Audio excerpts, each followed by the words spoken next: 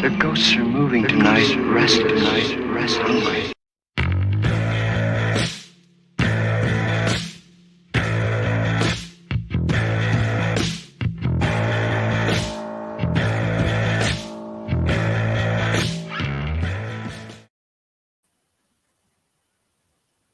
Good evening. Good evening, Lucifer. Evening, Wullie. How the devil art thou? I art fine and dark this evening. Hang on a second. Hang on. I'm going to... Ooh, I like that sound. Yeah, well, and this is, Stato's not here, so somebody's got to drink the really horrible flavoured water. So tonight it's going to be me. I've got wonky fruit and watery bubbles. So it's raspberry flavoured. Yeah. Watch my face. Ooh. Yeah. Ooh. That's what I'm on tonight. Are you on the caffeine free again? No, I'm on the Pepsi Max Cherry, but I do have some caffeine free on standby. I try to keep my caffeine down as low as possible. I don't normally drink it, but if we're doing a late stream, an extra one doesn't hurt, does it? Yeah, I probably wouldn't be moving if I wasn't taking about, I don't know, an intake of like about 15 coffees a day these days. That's what I'm like. Everything else is caffeine free though. Yeah, definitely. Oh yeah, absolutely. Yeah. Caffeine free water. Exactly. There's Michael, Mr. McCartney himself. Ahoy, ahoy! Indeed. Thanks for joining us. So what we're going to do, we'll do the obvious, just to get until everybody turns up. We'll see how our campaigns are doing. To get started with. It's always a good one to do. Hey there, not my monkey. Evening monkeys. I hope he's not offended that I call him monkey, because he's actually not my monkey. He's not your monkey, but who's not my monkey monkeys? Is he? He's not my circus. Who's in that? Oh, a mystery for the future. Adams. Evening, Adams. Evenings. We're just saying, but wait until everybody turns up. We're just going to quickly have a look at our campaigns. Oh yes. Every week, it amazes me when I do this every week, and I go in here and it's like, ooh, I have to share stuff. How do I do it? I do it that way, don't I? We don't need sound. No, we don't need sound. Anything new in the campaign? No. Yeah, I got like another backer, so it's slowly. That's always good. Very slowly getting towards that second stretch goal. Like it's getting to the point where I'm close to saying, fuck it, I'm going to hit that second stretch goal at some point. Might as well get them perks sorted out now. Ready. I'm jumping into here. Oh, yes. Come jump. See, that's what you got to think about doing now. Nobody does this. Jump into your updates so we can see. There's your print. Yes. There's a print you were talking about. Oh, yes. Which I also have. The physical copy. Right. Hang on to do the magic. Look at that. It's not very in focus, but a beautiful print by Christian Rossi. He's the guy who does the artwork for Voidwalker, Trespasser, and Rad Rose, all books through Alterna Comics. So he did this lovely Lady Satan print for me, and we're going to be working together on a book real soon called Ed Gein Demon Hunter, which I've already started working on the script for that. Very nice indeed. Yes. So that's it. We didn't show that properly because you can see it here now. It's vibrancy. Yeah, you can see it on screen much better than me holding it up. That's because you're in the smoky underworld. Yes, exactly. That's what the smoky underworld does it. So yeah, there we go. So yeah, it's all good. It's all going well for the Satan lady herself. Oh yes, the progress on the book is going very well indeed. I'm very happy with where it's going. Just got to make sure it happens on time, which it will. I'm going to do everything in my power to make that book come out. It's to getting it drawn. That's the long, hard and arduous road. I can't remember if I had I think I got another back of Sins last week or just before last week. I'm not quite sure. But yeah, there it is. Ain't it gorgeous? Lovely. There we go, guys. That's where we are. And they're coming in. They're coming into the mailing list. I'm going to return to Tales of Mystery later on when I show you my schedule. Show you the Wullie Terrier Comics YouTube schedule, which is we're scheduled for practically the year. But that's where we are. So cool. I'm going to stop that because We don't need to show. Everybody knows. Oh, so okay. So what we doing tonight? I'm going to do. I'm determined I'll get at least one sketch card. I don't think we'll do a marathon show tonight. Unless Stato turns up with God knows in what state and then takes over. But what we're going to do is we'll start by looking at the video nasty stuff that we're normally doing, because we did that premiere that I put together based on us talking about zombie flesh eaters last week, as we all turned up to the premiere, turned up at our own premiere. That was fantastic. That was like a red carpet and everything. Lovely. Yeah, I loved it. It was, and that turned out no bad. I thought I managed to cobble something together that looked half decent. Yeah, I thought it looked good, man. Yeah, we had Stato and the Tatty Bogo Man watching us as well on the screen. Yeah. I thought, this is working out okay. So we're going to give that another go. We're going to talk about another video nasty tonight, and then I will cobble together a more succinct version of us blethering with overlays and fun facts and all that kind of stuff for another premiere later on. Oh, they Pete. Evening, Pete. It wouldn't.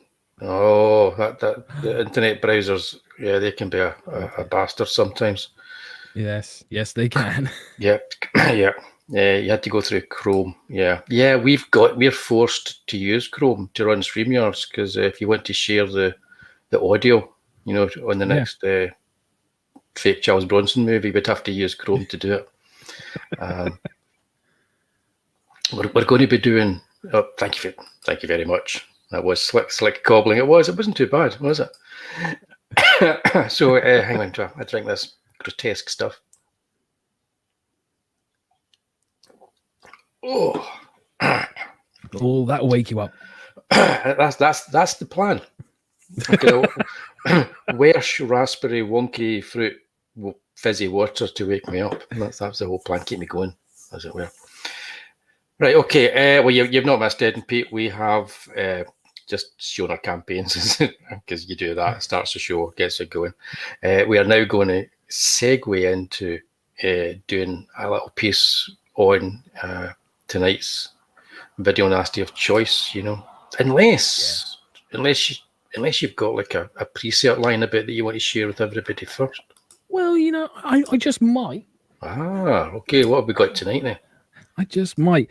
This one was a cheapy one. It's another one where someone stuck the 18 certificate stickers on it afterwards so that the cops didn't confiscate and stuff. I hate it when they do that, but sometimes it's a necessary evil. And this little bad boy is Visiting Hours, which features love it.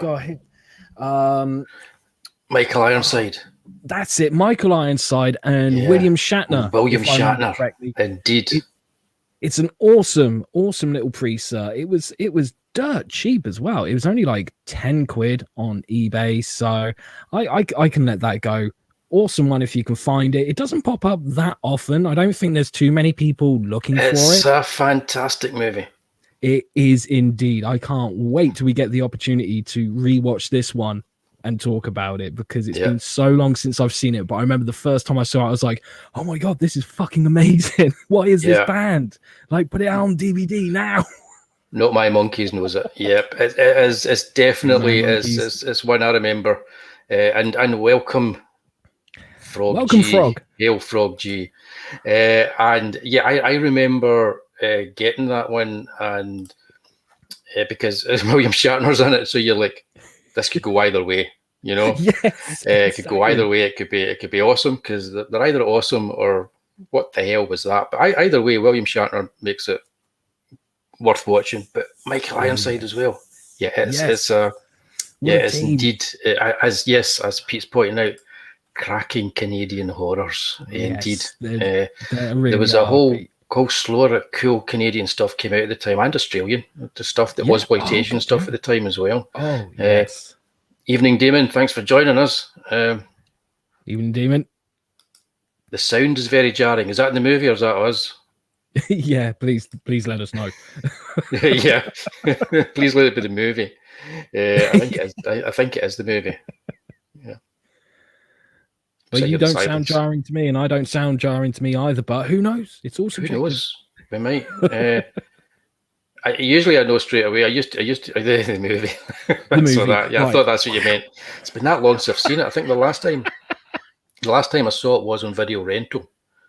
Yeah. And it's not one that I ever bought afterwards, because I don't know if it came out in video to buy, or if it did, I didn't find it.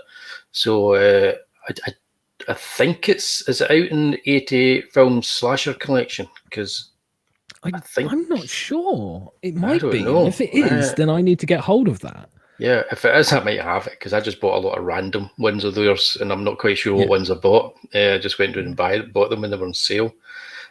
So yeah, we'll see. Good morning, or good afternoon, or good evening, I should say, King Penart. Good morning. I've been up since 6 a.m. That's why I don't know what time of day it is. Good evening. See, when it comes to like the Days of Team Dark stream, I get up stupidly early and I get to work, and then around 3 o'clock I go, right, I'm having a nap now. Fuck everyone. I'm prepared for this. That's the way to approach them, I think. That's pretty much the way to approach. They used to have some kind of basic structure to them where I did stuff, but now they still do. They still do, because we're doing the video nasty stuff. Exactly. One of your first rentals. That's a good one for a first rental. I think one of my first rentals was First Blood, I think. Oh, fantastic. The First Blood. Rocky, I think, was the first rental. Was Rocky. My first video rental, if I remember correctly, was the double VHS set of William Hartnell, Doctor Who, the Daleks, the first Dalek story that they did, and the Monster Squad. I rented both of them at the same time, and it was a very interesting marathon. Yep, that's a good double bill. Oh yeah, thanks, Adams. Yeah, if you're in here, hit the thumbs, the like, and whatever, and the bells, anything you can hit. Yeah. and if you can't hit it, if it's something that you can't hit, just gently stroke it and whisper sweet nothings into its ear. Yeah, right? I believe that this general term that's used is smashing. Yes. One smashes the bell and the like and all that kind of stuff. So please do, if you feel that way inclined, please do some smashing. So let's get on. Later on, I'm going to show you the schedule that we've got sorted for the year. It's mental. Oh, yes. It's mental. Yeah. We're going to be doing. We're going to be the Thursday nights are going to be going bi-weekly now, so we'll be on every second week. But we'll have premieres turning up like we did with last week, which was quite good fun. And but we'll probably keep going every Tuesday night with the Team Dark stream. Okay. But we're going to be doing like a bi-weekly for the Thursdays, just so I can finish drawing the comics more than anything. To be honest with you, But I'm not giving up these slots. Thursday and Tuesday belong to Team Dark in some way. That's for sure. Yeah. Yes. Right. So what we're going to do just now is we're going to have a little talk and chat about a film called Absurd by a man called directed by a man called Joe D'Amato. Yeah. I believe I'm saying that right. I'm not sure. It was always just Joe D'Amato to me, but Joe D'Amato, Italian director, and I believe he's Italian. I just always assumed he was Italian. He used like I think when he directed this, he was used one of his nom de plumes, sort of like because there was a case of. There was like a weird production to it, because he had already made Anthropophagus the Beast, which is already on the Video Nasties. Yep. And when he approached George Eastman, because George Eastman played the lead in Anthropophagus the Beast and also wrote it, so he approached George Eastman and said, I want to make a direct sequel to Anthropophagus the Beast. Now, George Eastman, he was not happy about this. He was like, I'm okay with doing a sequel, but can we make it a spiritual sequel, not a direct sequel? And Joe D'Amato, he was just like... because Anthropophagus the Beast was such a classic. Oh, yeah, absolutely. Yeah. So we'll get to that one later. Oh, I can't wait.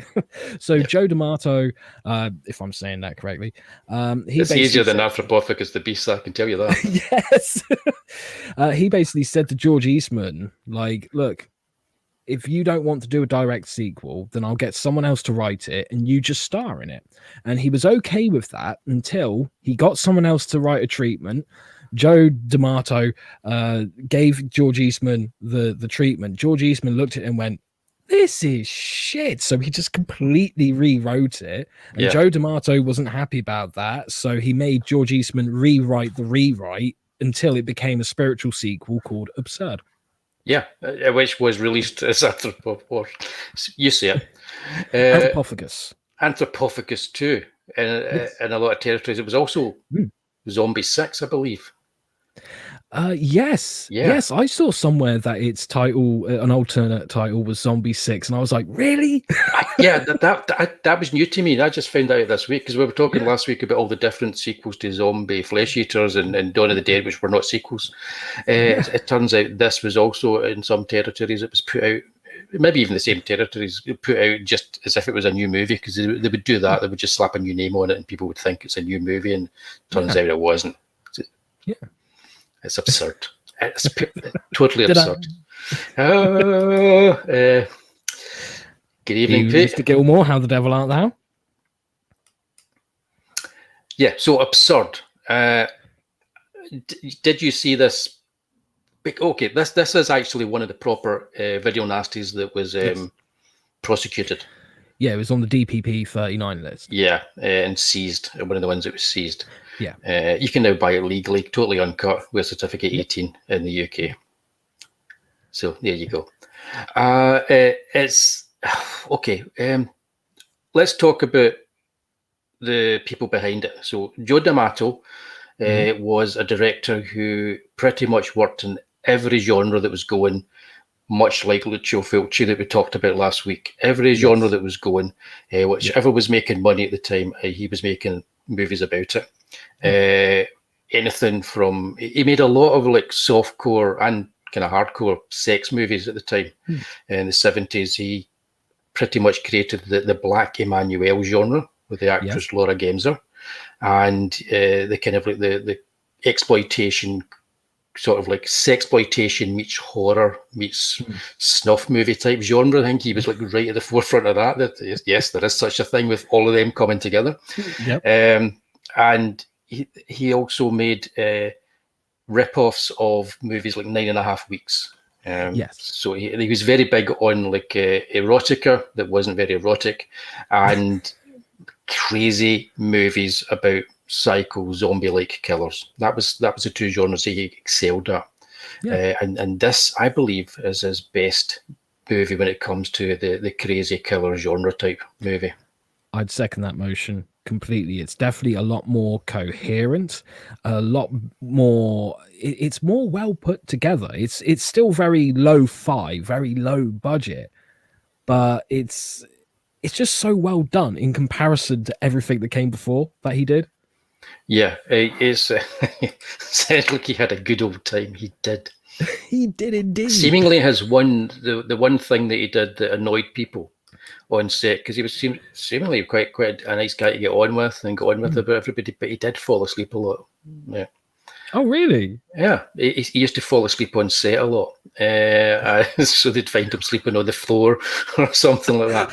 Now, as I get on a bit in age, I can see that. I think if I was a hard-working director, like churning out all these movies, I'd be wanting a wee nap every now and then as well. Yeah. So whenever things got quiet, if I had to sit down and make Anthropophagus the Beast 3, I would be sleeping a lot more too. There's something to think about. I have real difficulty saying Anthropophagus. I always say Anthropophagus. I wanted to be that word. I want to put an R in there. Maybe it's a Scottish thing. I want to have an R in there.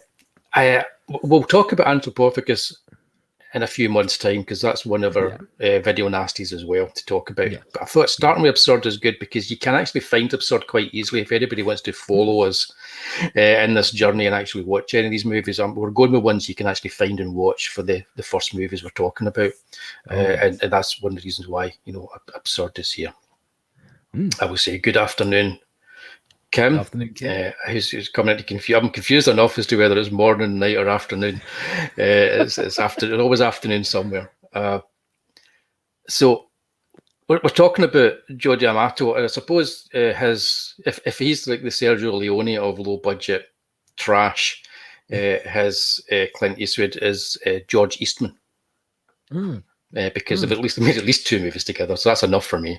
Who's like, I always talk about him as if he's an American in these movies. So George Eastman, people see as an American, and they'll rent the movie or they'll watch the movie back in the 70s and the early 80s. Yeah. He wasn't an American though. He was Italian. So Yes. George Eastman wasn't his name. So he was. I've got his name here. He was Luigi Montefiore, right? I'm just going with that. That's the pronunciation I'm going with. Chat, you can choose your own. And he was in like Django ripoffs. He was a villain in lots of spaghetti westerns, and he was pretty much like a very busy workman-like writer and actor in the Italian exploitation movies throughout the 70s and 80s. Yeah, he was pretty much never without work. He was a worker, and he worked fucking hard. He did. I believe he did. Yeah. There's a reference that nobody out with the UK is going to get, but that's good. So he, like you say, he wrote this. He stars in it, and okay, let's talk about the movie. First of all, when did you first see it then? So I first saw it about 10 years ago, because I spent like a lot of my teenage years like going into the 20s like trying to hunt down the video nasties, because in the early days before the internet, or just as the internet was born, you still couldn't get them that easily. You had to find bootleggers who were happy to do VHS to VHS copy, and then soon that became VHS to DVD copy. And then as the internet came about, I started doing like movie collection videos on YouTube, and people knew that I was collecting video nasty. So every now and then someone would message me and go to this website because you can watch this video nasty, or go to this one because you can watch this video nasty if you don't have it. And it was through one of those websites that I first saw Absurd. And it wasn't on the highest of my priority list of like, I must see this one kind of thing. I could have quite easily left it till last, but it was one of the first ones that someone linked me to, and the link worked. So I sat down, watched it, not really knowing what I was getting into, and I just had a fun time with it. And then a little later after that, I did find a bootlegger who had it on DVD at a convention that I appeared at. So I was like, here's your $5. Thank you very much. Cool. Again, with me, it was before it was banned. I saw it, so it was from the book that they had at the video rental store that I went to, and you would bunk off school, or you would get it, and it would be like your late night viewing would be whichever horror movie you managed to get, and I didn't know it was a Joe D'Amato movie. I didn't know anything about Joe D'Amato because it wasn't his name. It was whatever kind of like name he was using when he was directing it to make it sound as if it wasn't an Italian movie, because it's set in America, but it's so obviously not made in America. It was filmed in Italy. Yeah, it's like they were nowhere near America when they made this movie. So I saw it then, and until recently I hadn't seen it since then. So I'd forgotten so much of this movie. And I watched it and I thought, how could I possibly have forgotten some of the crazy stuff I'm looking at on this screen?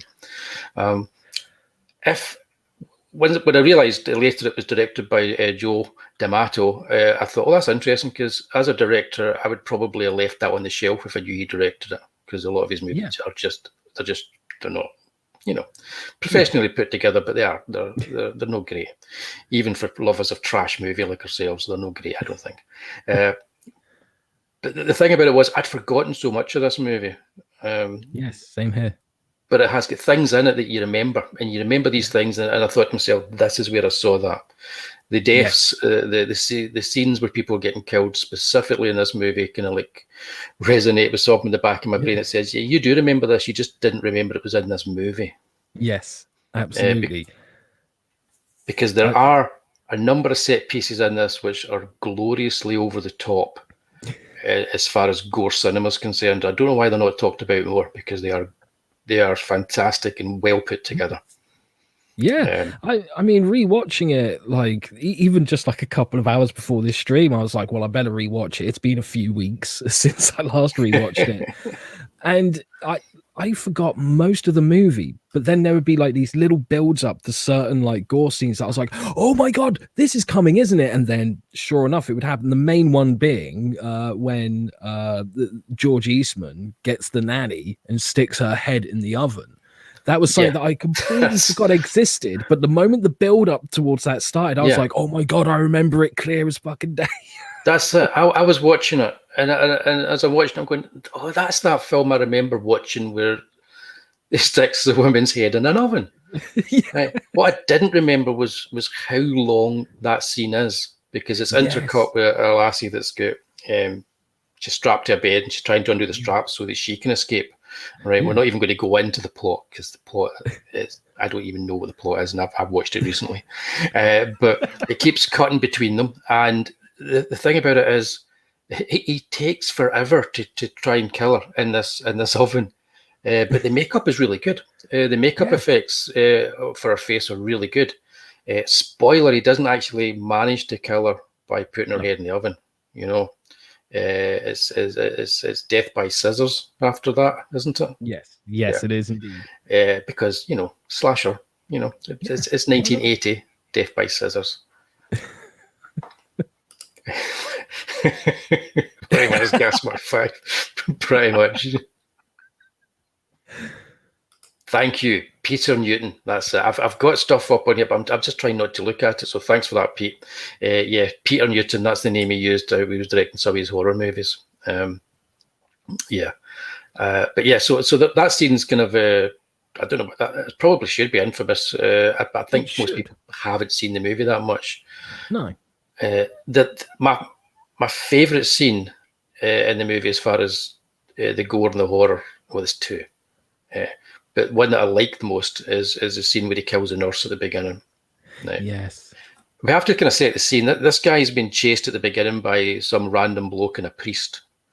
Or he's just been chased by a priest at the beginning, isn't he? At the beginning, it's just a priest. But and he's been chased by a priest.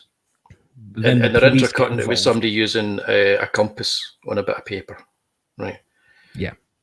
There's a reason why they're doing that, because the compass comes back towards the end of the movie.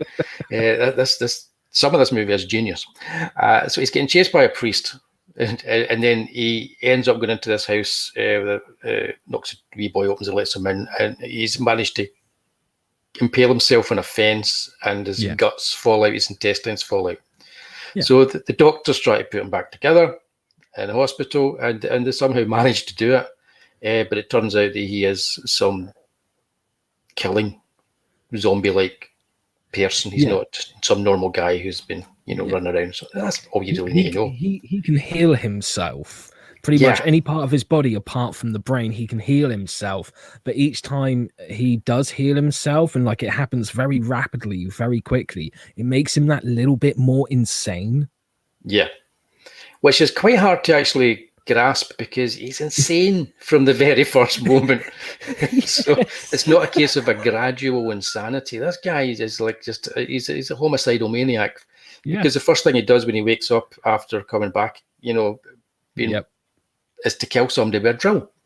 And that's the scene I'm talking about. It's a scene where he kills a nurse with a drill, and he puts it through her temple, and you get a close up of what's obviously a prosthetic, but it's a really good prosthetic, and it's very close up, and they've managed to get the skin tone sorted just perfectly with the actress. So when the drill does go in, you kind of go, that's impressive. And the editing is really good between the actress and the prosthetic, and they have it coming out the other end and everything. It's a very impressive gore scene for such a low-budget movie for 1980. Oh, yes. And it sets the tone for the scenes that come afterwards, because they are essentially just long scenes of people being mutilated. Yes. But they are all extended well beyond the point where they should go, and that's what makes the film a little bit funny to watch as well. Oh yes. So that there's that kind of like, I'm enjoying this, but I shouldn't be enjoying this, but yeah, I'm enjoying this. This is funny. So if you like watching people getting drills put through their head, if you like watching bald men get a saw what are those? Not a circular saw. It's one of these long saws Like a that's buzz coming saw. down, like a buzz saw. Get his head pushed through a buzz saw. That's a bit more fake, but it's impressive. It's impressive to watch. And people just randomly get axes put in their head, stuff like that. This is a movie for you. One fun for all the family, I believe it said on the actual video cover. But you watch it now and you think, okay, I can see why this was probably seized. Yeah. Absolutely. Because the violence in it is incredibly extreme and incredibly kind of stretched out. Looked at today, it's nothing. Oh, absolutely. But back then in 1981, it was quite horrific compared to like a lot of the other commercial mainstream stuff that was out there. Yeah, definitely. I was surprised. Actually, it's a good looking movie as well. If you get a good print of it, it's a very good looking movie. Yeah, absolutely. It's also got a strange comedy Irish drunk that appears randomly in a couple of scenes. I'm not quite sure why. I never quite. That used to be in a trope, like with some of these movies, though. There would just be the random drunk that would turn up and laugh at people and be like, "You're gonna die," and then you'd never see them again. Yeah, I think there might be like a red herring of some kind, because in a giallo you'd be trying to work out the killer, but in this movie you don't try to work it out because you give up after 10-15 minutes. Even try it doesn't need to make sense. You just go with it. A lot of these video nasties are boring, and then something will happen and it kind of perks your interest. This film is boring in bits, but every 10 minutes something just bonkers happens, and that's what's enjoyable about the movie.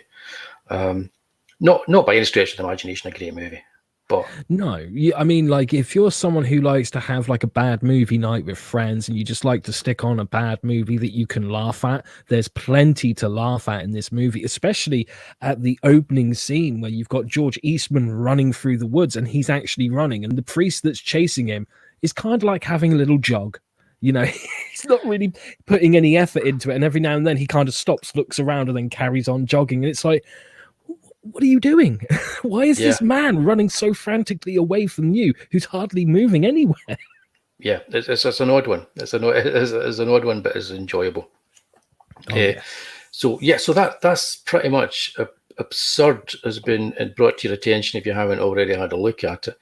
The DVD Blu-ray that you get in the UK was originally, I think the 88 Films crowdfunded that, I think, didn't they? Was that the one they crowdfunded? So essentially fans crowdfunded the actual master that was used to kind of like put that out as a 2K master. So there is a kind of fervent fan base out there for the movie, and I think it's definitely going to kind of like raise its profile a little bit. Yeah, absolutely. Because I can't see, before the Blu-ray came out, I think it was only pretty much like people like yourself and myself and people like Pete Bakewell who we're really into that. Okay, the weirder the better, the more underground the better, the more like closer to the video nasties list the better. But most people out there nowadays, they really don't give a shit about those movies. Not unless someone else brings it to their attention and says, check this out, this is fucking cool. And hopefully the 88 Films release has done that for at least one person out there. Yeah, I think I would hope so. It kind of has for me, because I wasn't sure where we were going to go with this. I just wanted to go with this one because I knew it was out there and it was in the mainstream and people could see it. I agree with Not My Monkey, things like that. This film's got stuff that it's all to do with like injuries to the tearing of the skin and stuff, and that could be something to do with it. Watching people in scalped in movies. Yeah. Another thing that this film does really well is it really fucks with a child's innocence. Because there is one character who's kind of, you know, just a side ancillary character, this very young boy, and he's the one who opens the door to George Eastman, who's got his intestines and stuff spilling out. Like almost every scene he's in, they do something that goes, you know what, a child should never have to go through this, but we're going to make this kid go through it. This kid go through it. Yeah. You kind of don't mind though with the kids. They could put them through hell. I wouldn't really mind. There's a very heavy influence of Halloween on this. Oh, well. Big time. Right. Big time. So know that going in. There's a very heavy influence of Halloween. Spoilers, because that's what we're going to do. The compass at the start of the movie that was intercut is used at the end to blind him. Yes. And you're like, so that's why that was there at the start. Yeah. So you end up with this blind maniac at the end of This the movie. movie does a great job of setting stuff up really early in Yeah. Act 1, but a lot of it you're like, why is this there? Like, it doesn't make sense to the No, it initial doesn't. story. Yeah. It's not like the character that's using it is a graphic artist of any sort. It's just someone who's got a spinal injury, who's strapped to a bed. They're in traction, and like you don't even get any reason for like why that is. Yeah. And the there's spinal literally- injury doesn't seem that bad by the end of the movie. No, it doesn't. And that's the thing. You can tell that the only reason that character was in traction was so they could say, oh man, later on when we've got fucking George Eastman doing his thing, this is going to make it more intense. And it's like, if you give us reason for it, then yeah, it will. But because you didn't, you're just kind of like, well, we know that's going to happen and we know that they're going to get out of it. Yeah, it does. It doesn't make sense. It also has, this is something for fans of obscure facts. Michael Suave's in the movie.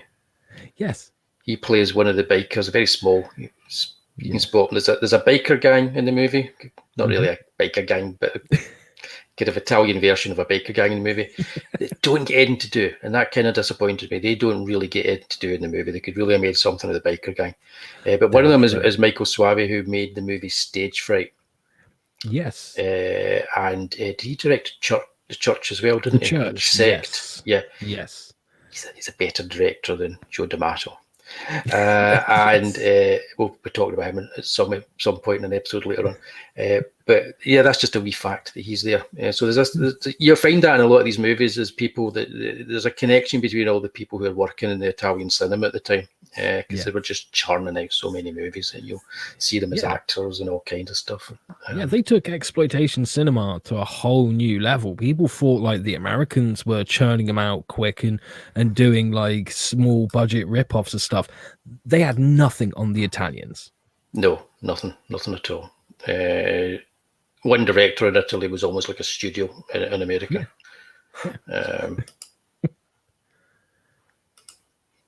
Exactly, Pete. I am exactly the same as you. It was like I'm watching the scene with the guy getting the drill through the head, and I'm going, I've remembered that scene for years.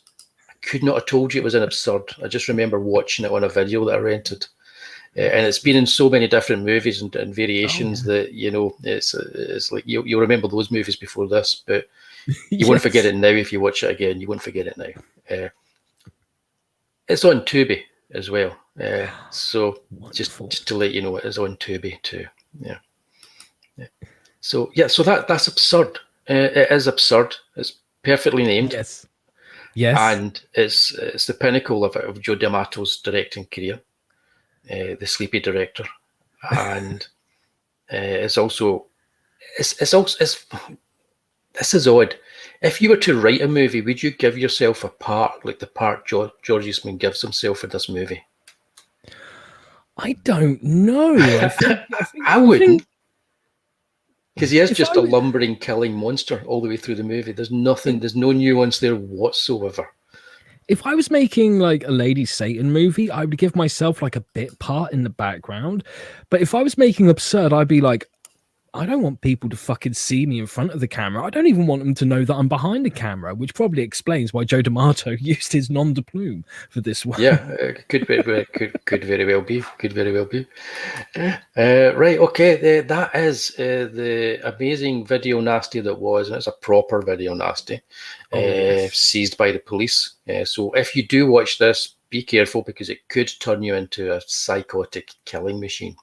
Especially if your dogs watch it as well. Exactly, but only if you're like working class like me, So because seemingly it's only us that get affected by that kind of stuff. That's the way the censors work. That's us this week. This is going to be chopped up and put out as a premiere with lots of wee insets like we did last week. And next week we're going to talk about another movie that was on the list. So what one do we go for? Weren't we going to go for Tenebrae? That's a good choice. That's the one we're going to go for. We're going to go for that for two reasons. One, it's genuinely a good movie. I mean, don't get me wrong, we enjoy watching Zombie Flesh Eaters and we enjoy watching Absurd, but Tenebrae is genuinely a legitimately good giallo movie. Bumps it up a notch. Yeah, so next week we're going to be talking about that. So give you a heads up if you want to give it a watch as well. That's also going to get cut down and put out there. So any facts you can brings to us in the chat, like Pete's done tonight, they will be accepted and put up on the screen. As part of the edited show. I think it's a good one to cover because it's so easy for people to like mock Dario Argento now, and people seem to forget that he started off as a fucking excellent director, and he stayed an excellent director for a long time. So he should be given like some kudos for movies like Tenebrae. Yeah, I remember the Starburst cover for that as well. Yep, that's a good one. I remember that. Yeah. So that's us with Absurd. Yes. Cool. Cracking little movie. It was fun watching it again, even though I'd only seen it like 2 weeks previously. Pleasantly surprised by how much fun I had watching it. So go for it, kids. Give it a look. It'll be interesting to compare Anthropophagus now that I've seen Absurd like a couple of times recently. And I haven't seen Anthropophagus for probably longer than I haven't seen Absurd. I think I must have seen it around about the same time. And I tried to watch it years later. That was when I did try to watch years later. We'll see. That was seeing a good print of it might change, my approach to it. Because once again, they were 88 films. Yeah, you're talking about they were good filmmakers, good craftsmen working on this kind of movie behind the scenes and doing their best to try and make it something that the budget was going to kind of fight against. The budget saying this is going to be crap, and they're saying no, we're good at what we do. We're going to make it look good at least. I'm kind of pushing that one back to towards the end. To be honest, I can understand that. It's not one. It's like if we do, but we are planning to do every single one that's on the list from all 3 tiers. On the we'll do that one night as well. We'll have a wee look at the DPP kind of list and exactly what it meant and how it's all kind of organised. But yeah, that's Absurd. I'm trying to think. Joe D'Amato. Oh, I'm going to bring him up. Here we go. I'm going to bring him up now. Didn't he do a Frankenstein movie at one point? Joe D'Amato.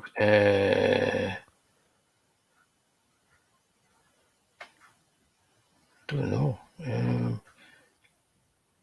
He works as a cinematographer first, so that explains why his films always look good. They always look good. Yeah.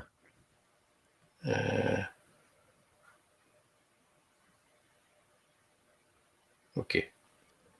All this. Oh my God, he's involved in loads and loads of movies. So let's share this and have a look. There we go. How many trailers are we going to bring up? Oh God, no, we're not doing that. Not tonight. Hang on a minute. That's a spoiler for another show that I've got up here.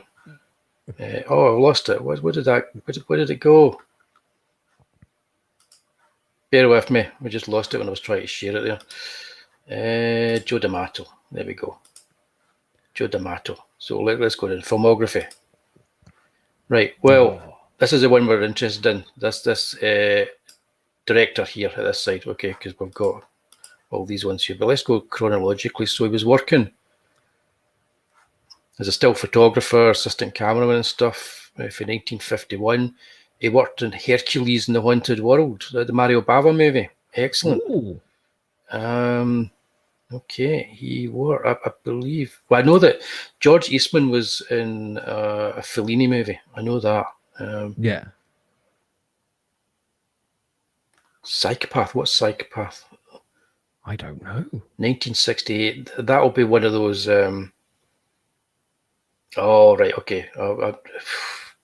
Who was the author that they used for all his books in Italy for the Giallos? Oh God. Yeah. Oh no, man! I'm having a senior moment. Us. You all know who it is. You see all his books in the library with the yellow labels on them. Yeah. Okay. Uh, Nudge, nudge. it sounds like one of those ones anyway. Loads of movies. Oh, here we go. He's getting involved. What's that there? That's he's now cinematographer. So stills photography, cinematographer. A barrel full of dollars. That sounds amazing. I wonder what that was based on. Yeah. A fistful of death. Brilliant. The killer is on the phone. That's pretty literal for a kind of what you're wanting. Edgar Wallace. That's I've it. got that movie somewhere. Edgar Wallace. That's the guy. Have you got that? The killer is on the phone. Yeah, I've got a copy somewhere. I'm just not sure where, and I haven't watched it yet because, like, there was a point where I was like, well, I've got quite a few giallos. Oh, it's Tellus of Alice. I think I know this one. Yeah. Oh, nice. Yeah, Tellus of Alice. There's so many giallos that like people don't really know about because normally when we talk about giallo movies, like we think of Mario Bava, we think of Dario Argento, even Lucio Fulci to like a certain extent, but there's so many older ones that just got forgotten. So I went on this hunt for like really old forgotten ones, and that was one of the ones that I picked up. There was that Mozart is a Murderer, The Killer reserved 9 seats, and there's loads like that. That's a brilliant title. It is, isn't it? I That's a love brilliant fucking title. giallo titles. That's why I did the subtitle of An Angel in a Killer's Dress for Lady Satan, because I was like, that sounds like a giallo title. Yeah, let's fucking do that. He was a cinematographer in Lucio Fulci's White Fang movie, Challenge to White Fang. Yeah. I may be quite cruel to Joe D'Amato. He's got a bit of talent going on. This is where he gets into this whole section here in the 70s where he's doing like a Black Cobra Woman with Jack Palance. Okay, that's now going on my list. I need to watch that. It's Jack Palance and Laura Gamser in Black Cobra Woman. Did not know that movie existed. And always Emmanuel movies, but the spelling of Emmanuel is different from the actual copyrighted Manuel movies because that's the way they roll. They get away with it. Just was it change Emmanuel in America was one of them, wasn't it? Emmanuel in America was that's the infamous one where lots of stuff in it that would never get past in the UK. Unless you get the Blue Underground DVD. That's true. A lot of people seemingly have that one. I wouldn't know, but that's the one that's got like there's a couple of them to do with like snuff films and all that kind of stuff, and she stumbles across that. And the thing about him is he kind of like he was fed up with the whole kind of like making sex movies, so he was turning them into cannibal movies and all kinds of things. And then he starts making all these. There you go. Anthropophagus. That's the one that everybody knows and talks about. Porno Holocaust, the one that probably gets less people talking about it on podcasts and so on. I don't think that was on the list either, was it? And that movie that I think is quite possibly the dullest movie I've ever seen in my life, and that is Ator the Fighting Eagle. Never seen it. Never seen it, but now I want to. I need to probably give it another look. I just remember it being, it's like a Conan ripoff, and it's so slow and dull. It's unreal. So if you do a double bill of that and your Hunter from the Future, you're in for a great time. Kind of, I suppose, yeah. 2020 Texas Gladiators, that sounds interesting. Co-directed with George Eastman. Oh, maybe they fell out in that. Could possibly be. Nope, they worked together in the next movie. That couldn't have happened. Endgame. There you go. That's how we work these things out. But there you go. That's the Joe D'Amato movies. Is that Troll 2 I see on there? Troll 2? Unless it's another film that used Troll 2, because like there was a Troll 3. No, he didn't direct it. So he's here as. So what was that, Leah? What was that? Didn't look at that one. He produced it. Ah, right. Oh, that's all right then. So he must have just thrown them a wee bit of money or something, and so he's produced it. Because there was a Troll 3. Well, in the year that Troll 3 was released, there were 3 movies all called Troll 3, and 2 of them were by the same director. Excellent. We should do a show just based on that. He's. Then he just made porn. all the way through the 90s. That's all he made. You can tell that. That's all he did. He's He like, just went fuck it. wherever the money was. That's where he went. And then that was it. The only one that gets a mention here is Sexy Pirates. There you go. Fantastic. We'll be doing a watch along with that. Yeah, coming soon. He does look tired in that picture, I'm going to say. Yes, he does, doesn't he?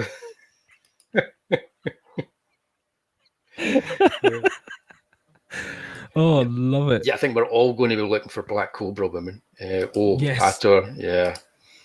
No sword and sorcerer, that's for sure, definitely. And Not My Monkeys has made a suggestion. I saw that. Yeah, that is a good suggestion. Yeah, I don't know how I sound because I just tend to stutter my way through a lot of what we're talking about here and go, for a long time. But it's worth it. It's worth a think. I think somebody might be taking the horror shows that we've done. Is that right? Yes, the horror shows that we've done. Because I asked Wullie about this the other day. I was like, "Hey, do you mind if I take the audio from them and just like pop them as like podcast episodes on my website?" Which I've done because I do that with my own show. I Have Issues. I just pretty much the day after I download it, just take the audio. Sometimes like I add a bit of music at the beginning and the end, but apart from that, I don't really do much editing. I just take the audio. And then up on my website, it goes as a podcast so that you can stream it from the website or you can download the audio for free. So if you want to have something to listen to whilst you're in your car or whilst you're at work, the option is there. Excellent. And I've just...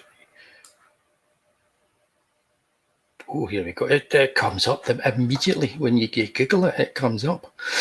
Nice. So I'll share it again. Window. There you go. Ta-da. So, see, that's where you can stream the video version. But if you go to the podcast so we go to section, the podcast, and here we go here. Nice. There you go. So like I said, you can stream it from there, or you can download it for free and just have a good time. I need to add like a few more like podcasts to that section, but give it time. We'll get there. Brilliant. Good stuff. Yeah. Yeah, I should just that's easier than putting together a wee video and throwing it. I should maybe just do that. No. No, I like doing my wee half-hour videos and throwing stuff in. Yeah. It makes it interesting. Yeah. So if you guys come back to a premiere, you're going to see something that's a wee bit different.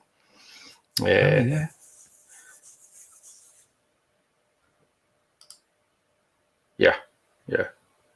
Yeah, definitely. Especially if I need to look into getting them onto Spotify as well, because I've had a few people ask me if I would do I Have Issues as like a podcast on Spotify, and I was like, I don't know how the fuck to get it on there, but if I could figure out a way, then yeah, sure. If people really want it, then I'm quite happy to do it, and that could definitely get like more people to come to the channel and stuff. So I don't see why not.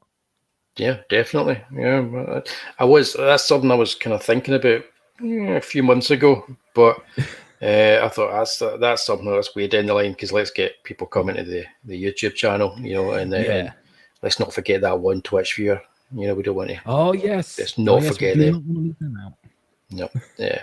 And we get views on Facebook.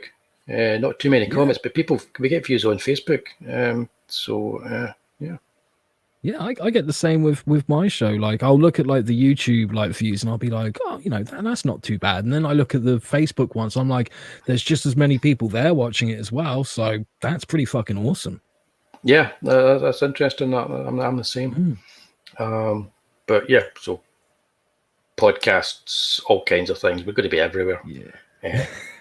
Maybe I should just do that. And maybe I'm going to do a sketch card tonight. I'm going to base it on absurd, I think. But I'm going to go in. Get ready for this, guys. I'm going to go into my YouTube. Oh, I'm looking forward to this. You guys are already there. Right. Oh, watching now. Right. Okay, that's not what I want. I don't want to watch it. This is where I disappear for the stream. I've got the guitar ready. Got the guitar ready. Yeah. I restrung it whilst I was watching Absurd. So Right, but yeah, what I'm going to do is I'm going to show you the schedule that's coming up. It's mad, but it all makes sense.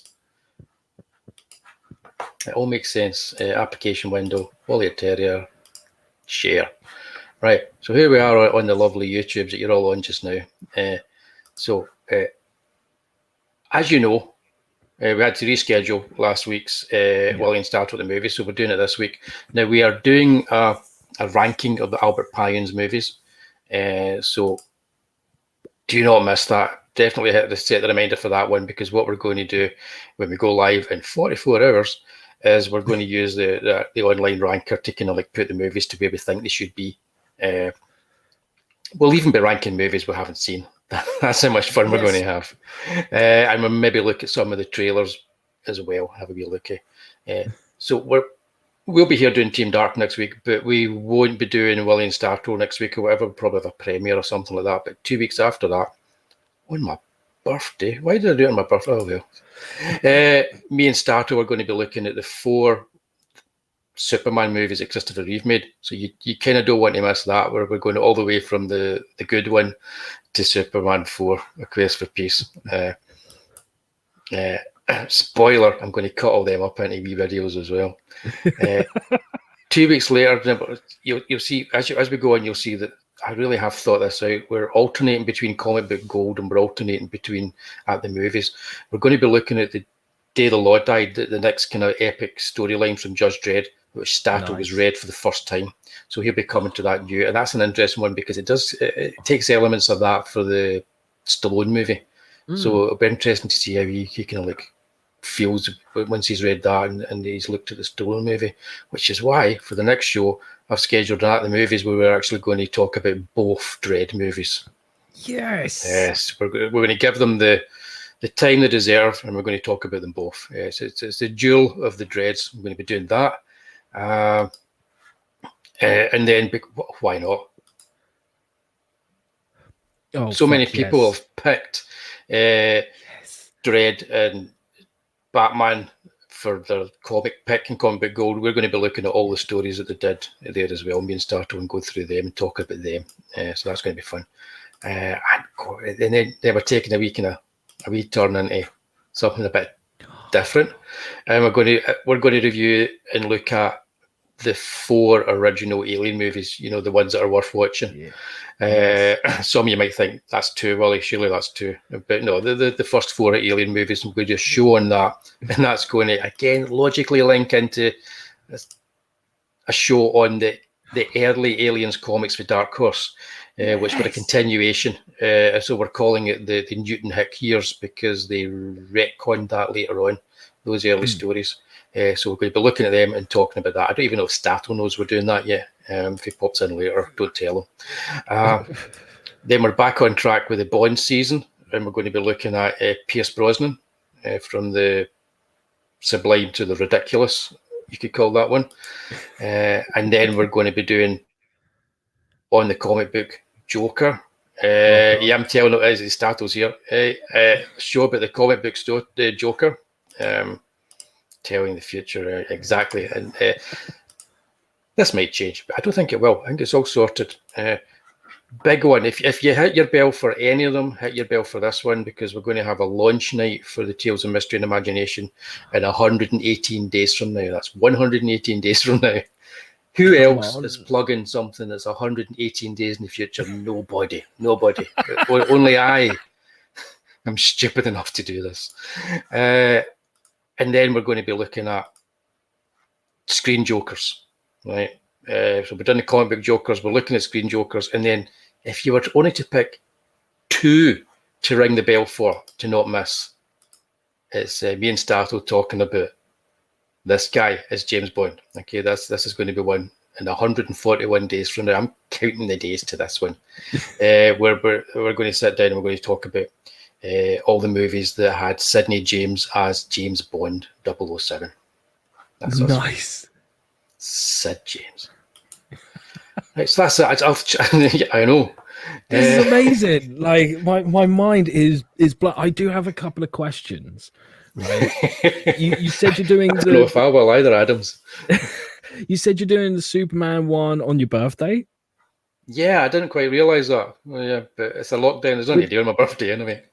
Which I noticed is March 25th. Mine's March 18th. So I'm only Oh, a week difference between our birthdays. right. So So that's pretty awesome. But the I'm- judge, the,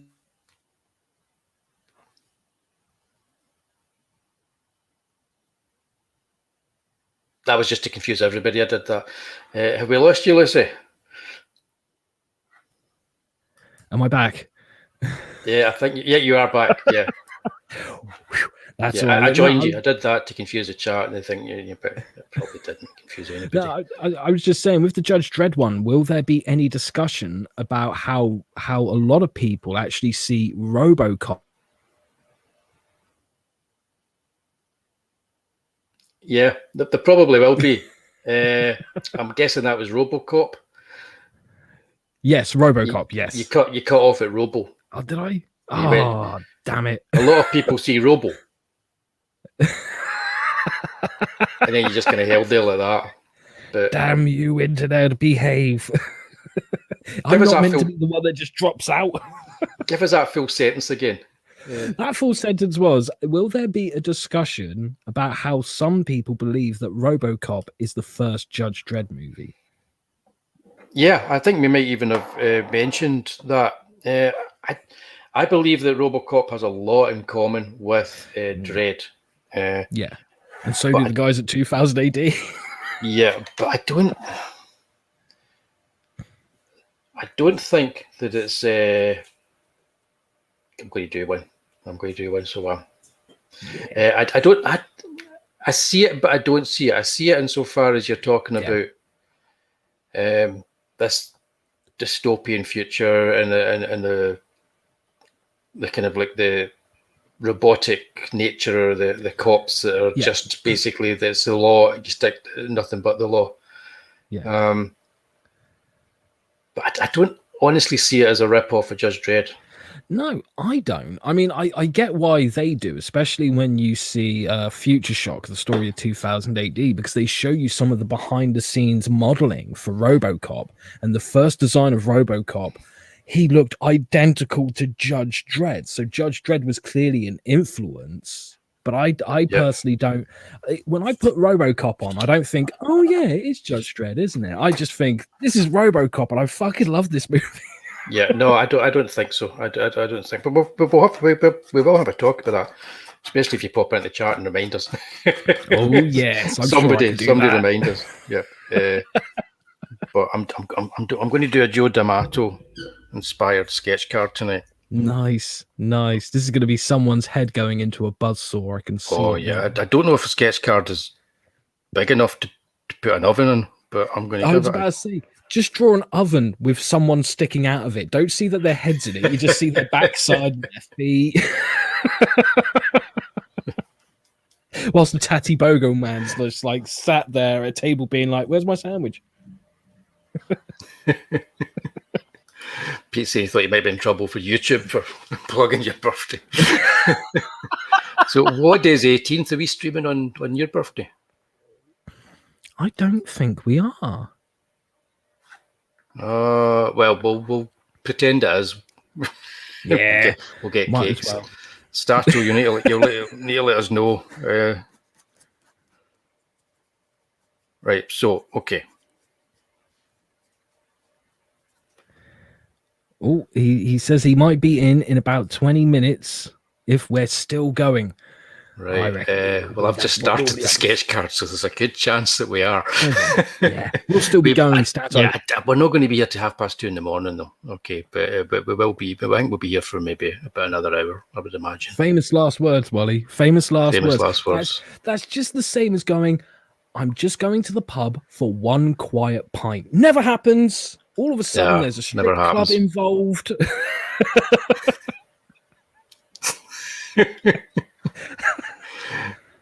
Yeah, maybe there was when Not My Monkeys was touring Dallas back in the day.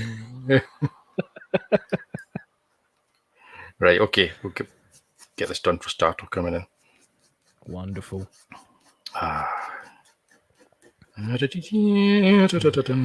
So you are going to be fucking busy right up until like you've got it all scheduled till like August, I think. Yeah, well, I All these scheduled them all videos? because I thought I'm going to take like it was an evening.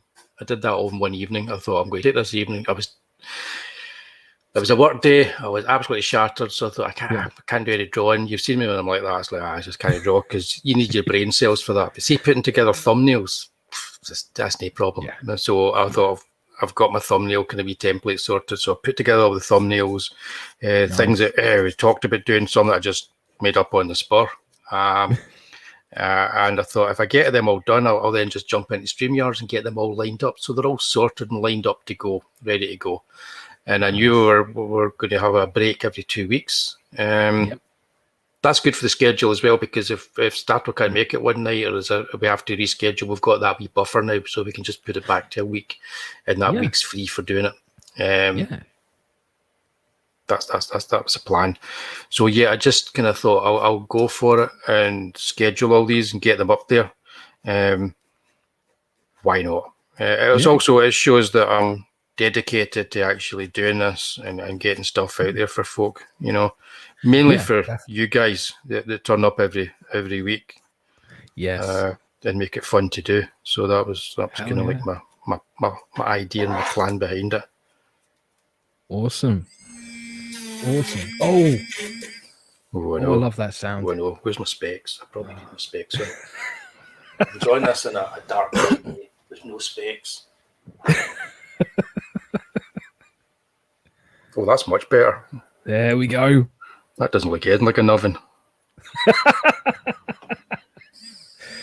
Or you could draw like the axe into the head. That was a beautiful scene in that movie. It was terrible acting though. The lassie was awful in it, but yeah, it was pretty good. Hello, peeps. How the devil art thou, good sir? Yeah, you missed us talking about the movie Absurd, but don't worry, it's going to be the next premiere on the Video Nasty show. So just wait for that one with the bells and the whistles and all the stuff I'm going to put into it. Yeah, I'll have to see how that first one works as like a podcast. Just take the audio out and just see how that flows. Because I think that's a really good suggestion from Not My Monkeys. Yeah.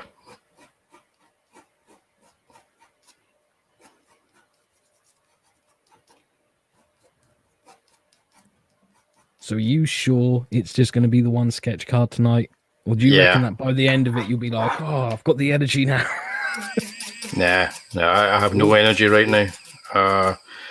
My energy levels dropped about 9:30 this morning, and they've not really come back. That sounds like me at the moment. Waking up like about 6, 7, then like by about 9, half 9, I'm like, fuck this, I want to go back to bed.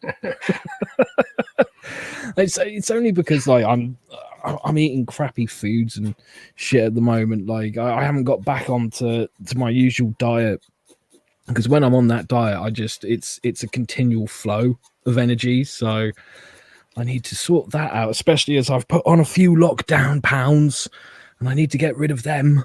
Yeah, I'm the same, but I'm being healthy right now. I'm just eating all natural food, nothing kind of like processed or anything like that. Yeah, and kind of like I'm actually losing weight now, and I'm back on track. Excellent. Which is how I had the brain power to sit down when I was knackered and put together all those thumbnails and and then if anybody noticed, if anybody was going in. And somebody liked a few of them when I was putting them up. But if anybody noticed, they'd noticed they kept. Was that you? Did you notice they kept changing? It was. Right, cool, excellent. I was thinking, it's either yourself or maybe Stat. No, it can't be Stat this time. It'll be you, whoever it is. It's like because I kept changing the time on them as well. When I realised that's wrong. They're both scheduled for the same night. I can't be doing that. And why is it letting me do that? It was what I was thinking to myself. Yeah, no, once I saw them sort of like popping up in my recommendations and in my subscription feed, I was like, right, I'm going into each one, set reminder, hit the bell and hit the like button. Just get it all out of the way now, prepared. So, yeah.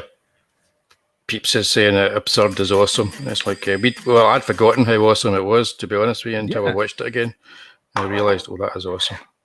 Yeah, because like you said earlier, there's so many movies on the Video Nasties list where you're like, oh my God, why did I watch this? I could have done something so much better with my time.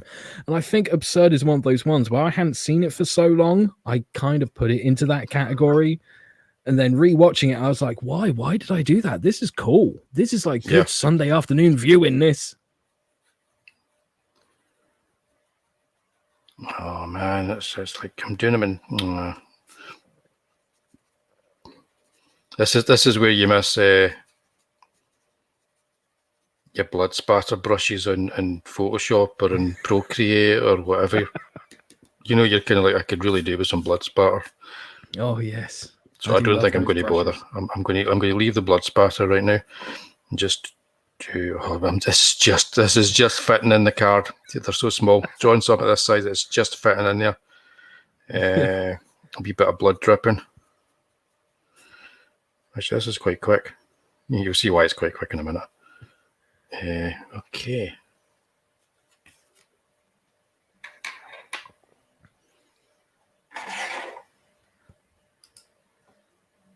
So, Kyle, lots of food and drinks over the last week. Sure, I'm just burning fat right now, buzzing, bouncing off the wall. Yeah. Energy, 200%. Yeah. It's not working that way for me. Right, well, okay. I'm going to wait till after my birthday to get back on the diet because it's right in the middle of the week. And what I tend to do is just the Monday to Friday, I stick strict to the diet. And then Saturday and Sunday comes along, I can eat what the fuck I like. And because my birthday's on a Thursday, I'm like, oh man, I don't want to move my cheat days around. And I don't want to have my whole birthday going, oh, I can't eat that. I've been meaning to watch that because I noticed it turned up on Amazon Prime or something. Abominable Snowman. I need to give that one a wee watch again. I've got the DVD somewhere, but it's a lot easier to just go to the streaming if it's a good enough print and give it a view. I'm being lazy, but it's like I don't want to obliterate what I'm doing here. So I might come back to this because I'm done it already. Done. Hey, look at that. I should wait for Stato, but I'll big it up and show you this particular stage card. That's fucking awesome. So it's his usual happy self with an axe, as a la Absurd. I just managed to fit that in there. So I'll add a wee bit of blood spatter to it. I will do that, and then we'll have like a.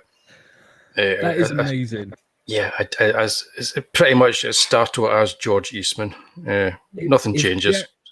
Happy smiley face. If Jeremy wasn't on the run from the police, he would approve. One day that I might go in with colour with this one. Not right now because I don't have anything about. But yeah, I kind of know. I'm going to take that out. I'll come at it when I've got more light, and I'll add blood to it, which is not happening right now. Yeah.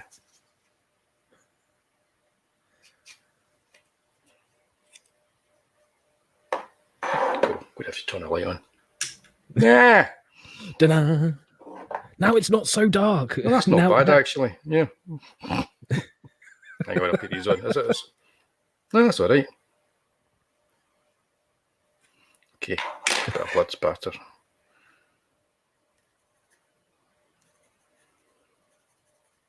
Just Oh. See, now that you've turned that light on, it doesn't seem right calling it Team Dark. It's now more Team Dimly Lit. Yeah, it's Team Bright for me. So, it's not working. So, I'm going to come in. I'm going to do a wee bit of work for this outsider tonight. So, bring in a wee bit of colour. But so I'll just give him, as you can see, he's going to have a wee bit of blood coming down the side there. He's happy with his axe. So a wee bit more work into that, and then that's it. I'm just up for one card tonight. So fair dues. It's better than nothing. Stato it is. I might ink that one. I might ink that because it's a very minimalist one. So I don't want anybody who gets it to feel that they've been cheated. So I'll ink that one. I've got a funny idea who's going to get it. Right. Oh, that's that. So what we're doing? We're waiting for Starter to turn up and just wreck us. Like he normally does. Maybe it's sort of like take us somewhere. I don't know. Oh, that happy little bird. The Asphyx. Okay, yeah, that is bonkers. It's been a while since I've seen that one. It's fun though. It's a fun movie. Oh, there's so many great like little exploitation movies like that, and they just don't get enough credit anymore. Yeah. Well, there you go. So, look at that. Indeed, I'll give you a closer look when you dive in. Here we go.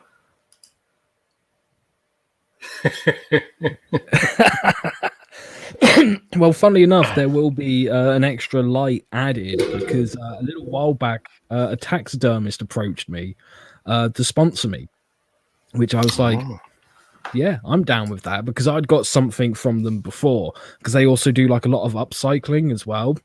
And I was like, okay, what does this sponsorship involve? And they said, well, first of all, we'll give you a box of like some goodies, but we want you to showcase a certain lamp that we have, which is a mixture of taxidermy and upcycling. So there's going to be a very cool lamp coming soon. I've seen a photo of it. I really can't describe it. You have to see it for yourself. But they want me to pretty much whenever I do a live stream, just have it in the background, kind of like here where people can see it. So you might get your wish. You might get your wish, Pete.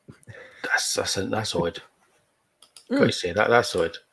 It is odd. Like if it was something like Wacom going, hey, we know that you use our products and we know that you do a lot of digital art. We want to sponsor you. I'd be like, I don't know. But when a taxidermist comes along, I'm like, I'm all in. Fuck yes.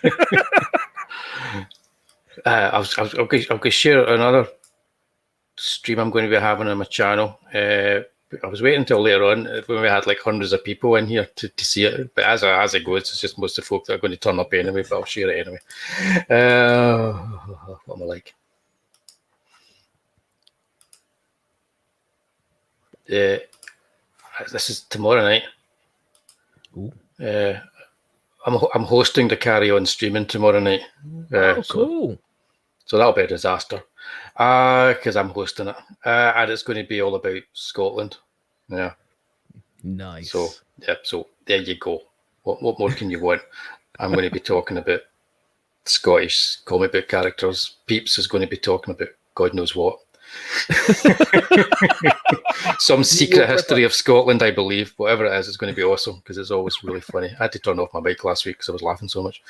But yeah, so that's tomorrow night. So I'm doing my first Carry On streaming hosting tomorrow night. That thumbnail's fucking brilliant. It's good. That might not be the final one. I had a couple of ones to go with, but I think that's the one I'm using as the final one. We had various heads been swapped around. Because I'm the only person that's Scottish, I thought it was only right that I shouldn't be on it because it's a, because it just made there was a logic to that, So that was my approach to it. But yeah, I'm so proud of that. Probably it was a lot quicker to do than all my other thumbnails, and they're actually really quick to do. I think Pete especially down here. Yeah, I didn't alter his eyes at all. That's what he's like when he's had too much caffeine. Oh, that's brilliant. My monkey's beginning to worry about you, Liz. After talking about that lamp, I'm beginning to worry about you as well. I've got to say. You're only just starting to worry about me. You should have been worried a long time ago. As I keep telling all my potential dates, if I'm not on a register somewhere, someone is not doing their job. Yeah. It's going to happen. It took me a while to find that there because I've got it in private right now, so it's got to try to find a video in private on YouTube. It's like you have to go into, I don't know. That YouTube studio was terrible to use. It really is. Yeah. I'm not a big fan of it. You've no idea where you're going. And what I don't understand is, like I said, when I do like a live stream, like I have issues, I then download the video and just take the audio out and isolate that as a podcast episode. Mm-hmm. And in order to do that, you go into YouTube Studio, you click the video, and then you click like a drop down menu and it gives you an option of download it or delete it forever. And you have to wait like a good 12 hours before you can download it. And it's like, but it's just finished. Like, what the fuck? Yeah. Yeah. I tell you what's really good is downloading the stuff off StreamYards. That is really quick. So I should do that. yeah, give that a go. Because because I did that video I made up. I took our live stream for last week, which was about over 3 hours. Downloaded it in a matter of minutes, and then I was able to kind of like bring it into HitFilm and just start chopping it away. So yeah, I was quite impressed how quick that was. It might be a fluke. I may not do that all the time, but yeah, it worked well. I saw one of Pete's followers on Twitter today, who I'm now following, had gone and bought the first issue of House of Hammer magazine. Rock on. And he was like putting that up there, and I thought that's fantastic. And to this day, I still not sure where mine are. I don't. I thought to myself, I must have sold them. I'm pretty sure I sold them. But there's a wee bit in my brain going, maybe they're in a box somewhere. And so I'm now wanting to go and just rummage through boxes to find out if I do still have them. I so need to do that. It's been so many years since I've gone through my long boxes that I'm like, I don't even know what the fuck is in there. I know I've got the first printing of Marvel versus DC, all 4 issues. But beyond that, I don't know what else is in my long boxes. I'm half scared and half intrigued to find out. Well, I got another EC collection this week as well. I'm kidding. I think I've got 16 now of those Fantagraphics EC books. Nice. This was a Wullie Wood one, which it's hard to get new now, so I had to get like you can get it, some sellers selling it new, but for silly prices. So I managed to get like a kind of slightly kind of like tatty version of it, but all the interiors are perfect and the binding's fine on it. Awesome. So it's Wullie Wood, so it's good stuff, in black and white all the way through. And I've got another one winging its way towards me because they're still bringing them out. So I'm living in hope that they'll reprint some of the out-of-print ones, so that they're still releasing them, Fantagraphics. So yeah, I'm just obsessed with getting them now. I usually read about just 1 or 2 stories every night or every other night. Yeah. Hey, it's not bad reading material for bedtime. Yeah, it's short as well because I don't have time to read anything particularly long. Was that one you were reading last week? The Dog Witch. Yeah. So I'll need to have a wee look at that as well. I think I don't know if it's quite what I normally would used to read, but right now I'll give everything a go. Yeah, absolutely, man. Like I'm on like issue 12 at the moment, and it's just been fun. Like some of it's like a bit silly, but I'm just having a good time with it. Like I don't have to like turn my brain on or anything. I could just sit back, relax, and read it. And I ended up following Dan Schaefer on Twitter and like quickly messaged him, and it was just like, dude, just been reading Dog Witch, love it. And he messaged back, which was awesome. He's like, oh, thanks, man, and thanks for like retweeting and sharing and stuff.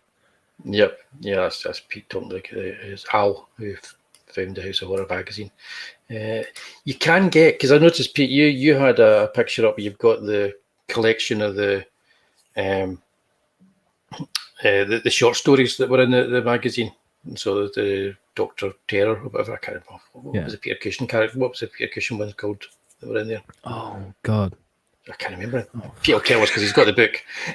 But you can still get the collection of the hardcover collection of the film adaptations directly from Death's Skin. If you message him in his Facebook, I think it's about 50 or 60 quid.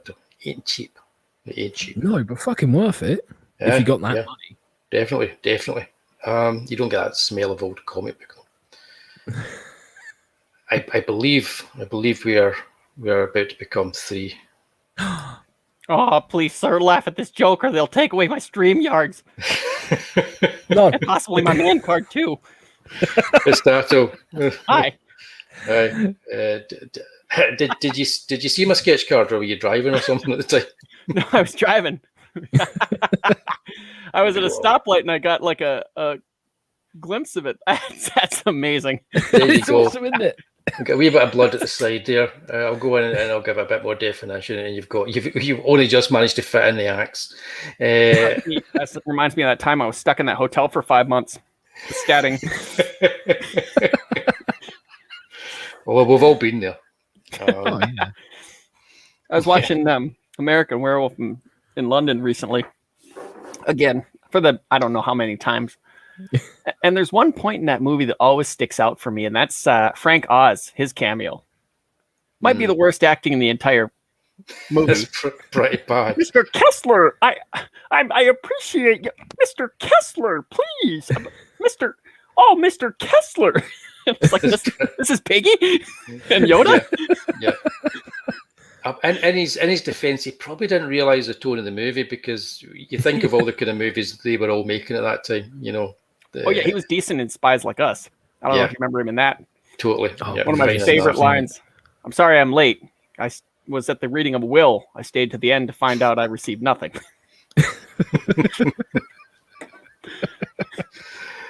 Hang on a minute. Reading stuff with including the Caroline Monroe poster. Right? Yep, definitely. She's got to get a mention. And whoops, where we go. No Don't time get me for started. And dessert. Frank was time for us. Oh, It's so memorable. It is probably one of the worst parts of the movie, acting wise. yeah, which is odd. With such a good voice actor for what I know. he does. It's But odd, you know, that. there's something. I mean, it's not just him. It's a weird phenomenon. Like when you play yourself. Not that he was playing himself, but when you play yourself and you just muck it up completely, where you know it'll be like. You might go, come on, guys, let's go in this room over here. But then, you know, when you're in the production, you're playing, hey, come on, guys, let's go in this room over here. Cut. I'd never say it like that. Yep. But I don't know what it is. Just play it like you. Hey, could you do it a little bit more energetic? No, this is how I do it. Yeah, but, well, here's the thing. Was it Marlon Brando who wouldn't let him direct him directly when they were working together? I have no idea, but I think it was that film that he made that might have been called The Score or something similar to that. Yeah. And I believe he insisted he directed him like via like a video screen or something, and just not directly, because Marlon Brando was just a bit of a prick. He genuinely just he got to a stage in his career where he decided, I'm just going to mess things up. Just do whatever I want. Yeah, exactly. Nah, I don't feel like doing it today. I'm pretty sure it was something like that. He didn't want to direct him like directly to face. That was The Island of Dr. Moreau. He was just rewriting the script with a thought. Like, what if we just what if we just went this direction? Well, that would cost a lot more money. Yeah, I feel like I'm going to do that. That's what I want to do. I want this little guy to be my assistant, my friend. But yeah, that's just what's going to be now. Brando said that's his assistant. That would be a good watch along, actually. Meanwhile, like Val Kilmer's over kicking people in the nuts and being like, "What? I was Batman. I don't care." Doing a bunch of drugs. Oh god! What a terrible set that must have been. Talk about movies that should have a remake. Well, apart from Island of Lost Souls, that was the original, wasn't it? Apart from that, none of them are great. I mean, Well, I could honestly see what's his face that did the Planet of the Apes doing Dr. Moreau. Oh, but who did the Burt Lancaster one? Who was the director of that again? Was that? Oh, I'm going to have to. Because it was one of those kind of directors that did it. 77? Yep, 77. Who was the director? Don Taylor? Don Taylor, yeah, he was a Planet of the Apes director. He directed one of the sequels to Planet of the Apes, didn't he? Oh, I mean, the new Planet of the Apes. I mean, if you're going to do an honest-to-goodness remake, I feel like he'd probably do a decent job. that's not a bad shout, Not a bad shout at all. The question is there enough of an audience that would want to see Dr. Moreau? Clearly not doing a great job with Batman, so maybe give him Dr. Moreau. Yeah, Don Taylor directed Escape from the Planet of the Apes, and then he went on to make Island of Dr. Moreau. But he also directed two bona fide classics, Damien, The Omen 2, and The Final Countdown. So yeah, give him. Yeah, no, not that one. Go for it. We're up for it. I got my that little was something I tropical didn't drink. mention actually. Well, not Europe in The Final Countdown, but when we were talking about absurd, Yes. we didn't mention the neo-Nazi heavy metal band that took their name from the movie. Oh, I didn't know about this. Oh, did you not know about that? I guess all quite No. convoluted, but I didn't want to mention it because I knew I'm going to cut it down for a wee 20-minute kind of like premiere, and I didn't want to go off and talking about a extreme right German heavy metal band that took their name from that movie, and then years later, members or ex-members of the group killed a kid. Yeah, I guess it's really dark, and so so I mean. It's one of those things. It's like, do films affect people in a negative way? But no, there's that wee connection there you could find just because they took their name from that movie. Yeah. I thought that's really got nothing to do with it. That's the kind of thing you would. That's just something else, isn't it? That's just something else, but it is there as a wee kind of thing. I never looked into it in any depth because I might be wrong. I'm playing on my memory. And if you're not wrong, probably Google that as well. Google search. Hang on, I'm getting you going. Dog go off. I'm going to put in. What I'm going to put in. That's a wise idea. There's a lot of movies that I've been watching recently. I'm just going, this one could use a remake. I mean, they never do the ones that really need it. That could be good. It's just we got this perfect movie. Let's do it again. Yeah. We could fix because it. they know that the audience is larger. It's all a business thing. I'm the only with time you. that backfired was The Princess Bride when collectively everyone said no. Yes. I mean, like, I'm with you, Stato. There's so many like older movies that deserve a remake, but I do get where the studios are coming from. Of like, yeah, but if not many people watched it back then, what makes us think that doing a remake now is going to get That's where streaming bums in comes in. seats? Well, that's pretty much what they have to do now, isn't it? Until look at the Stranger apocalypse Things. is over. When Stranger Things was coming out, nobody knew anything about that. It looked cheesy. Yeah. It looked, and then before long they were like, it blew up. Yeah, and I think deservedly so. I'm a fan of that show. all Yes, season. it's awfully entertaining. Yeah. I love season 1. I love season 2. Season 3, I do like season 3, but I don't think it's as good as the rest. Okay. I like them all. Them all. Okay. I'm right, guys, and my memory's not too bad. I'm pretty spot on with it. It's a German band called Absurd, and they are like a black metal kind of like neo kind of like Yahtzee band. And it says here the band achieved infamy, as if that wasn't bad enough just being that wasn't enough to achieve infamy. This is Wikipedia. Because its original members, not in the band since 1999, murdered a 15-year-old in 1993. Fucking hell. The motive is that he was privy to an illicit relationship that one of them was having with a married woman. So the answer to that was kill him. Wow. So yeah, so they took the name from the movie Absurd. So that's a connection there. That certainly sounds like a great scene for a movie tie-in. Neo Yahtzee. You like roll your dice and you get 5 like Keanu Reeves. It's good. Yahtzee. Pete Bakewell's taking us back onto Dr. Moreau and says he kind of likes the Lancaster Carrera one. I do too, even though I don't think it's a particularly good movie or a good adaptation. It's cursed. Both of them. I think that's the Lancaster Carrera. That's the two reasons for liking it. Get the Island of Dr. Mordred, Jeffrey Combs. See that? I'm in.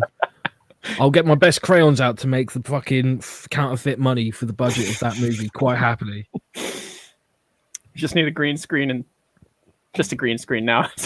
And if we can't get Jeffrey Combs, I do have a sock puppet.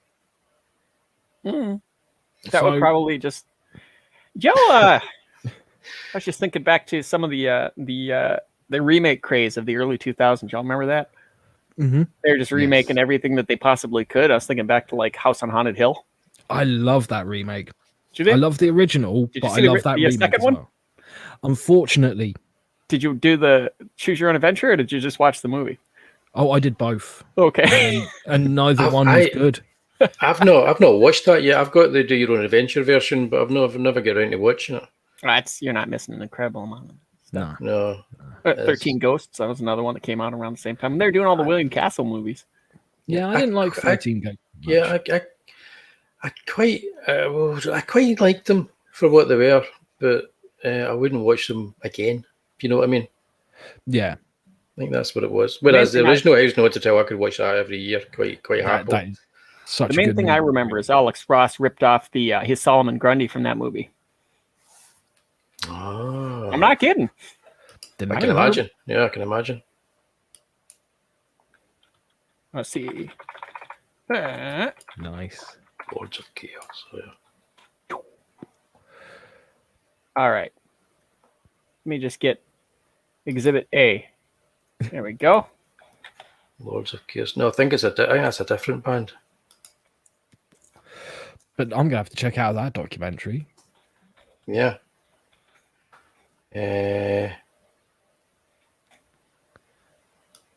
Well, maybe it was. Yeah, okay. Yeah, I've not seen that. That's a good find there. Thanks, Pete. We'll need to give that a wee look. I need to write that down because we're at that time of the night where my brain won't work properly unless I write it down. Okay. Right.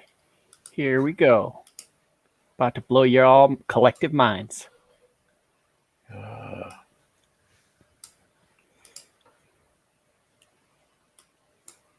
Okay, so this is the Juggernaut from 13 Ghosts, if y'all remember correctly, right? Yeah, Right. yeah. Right.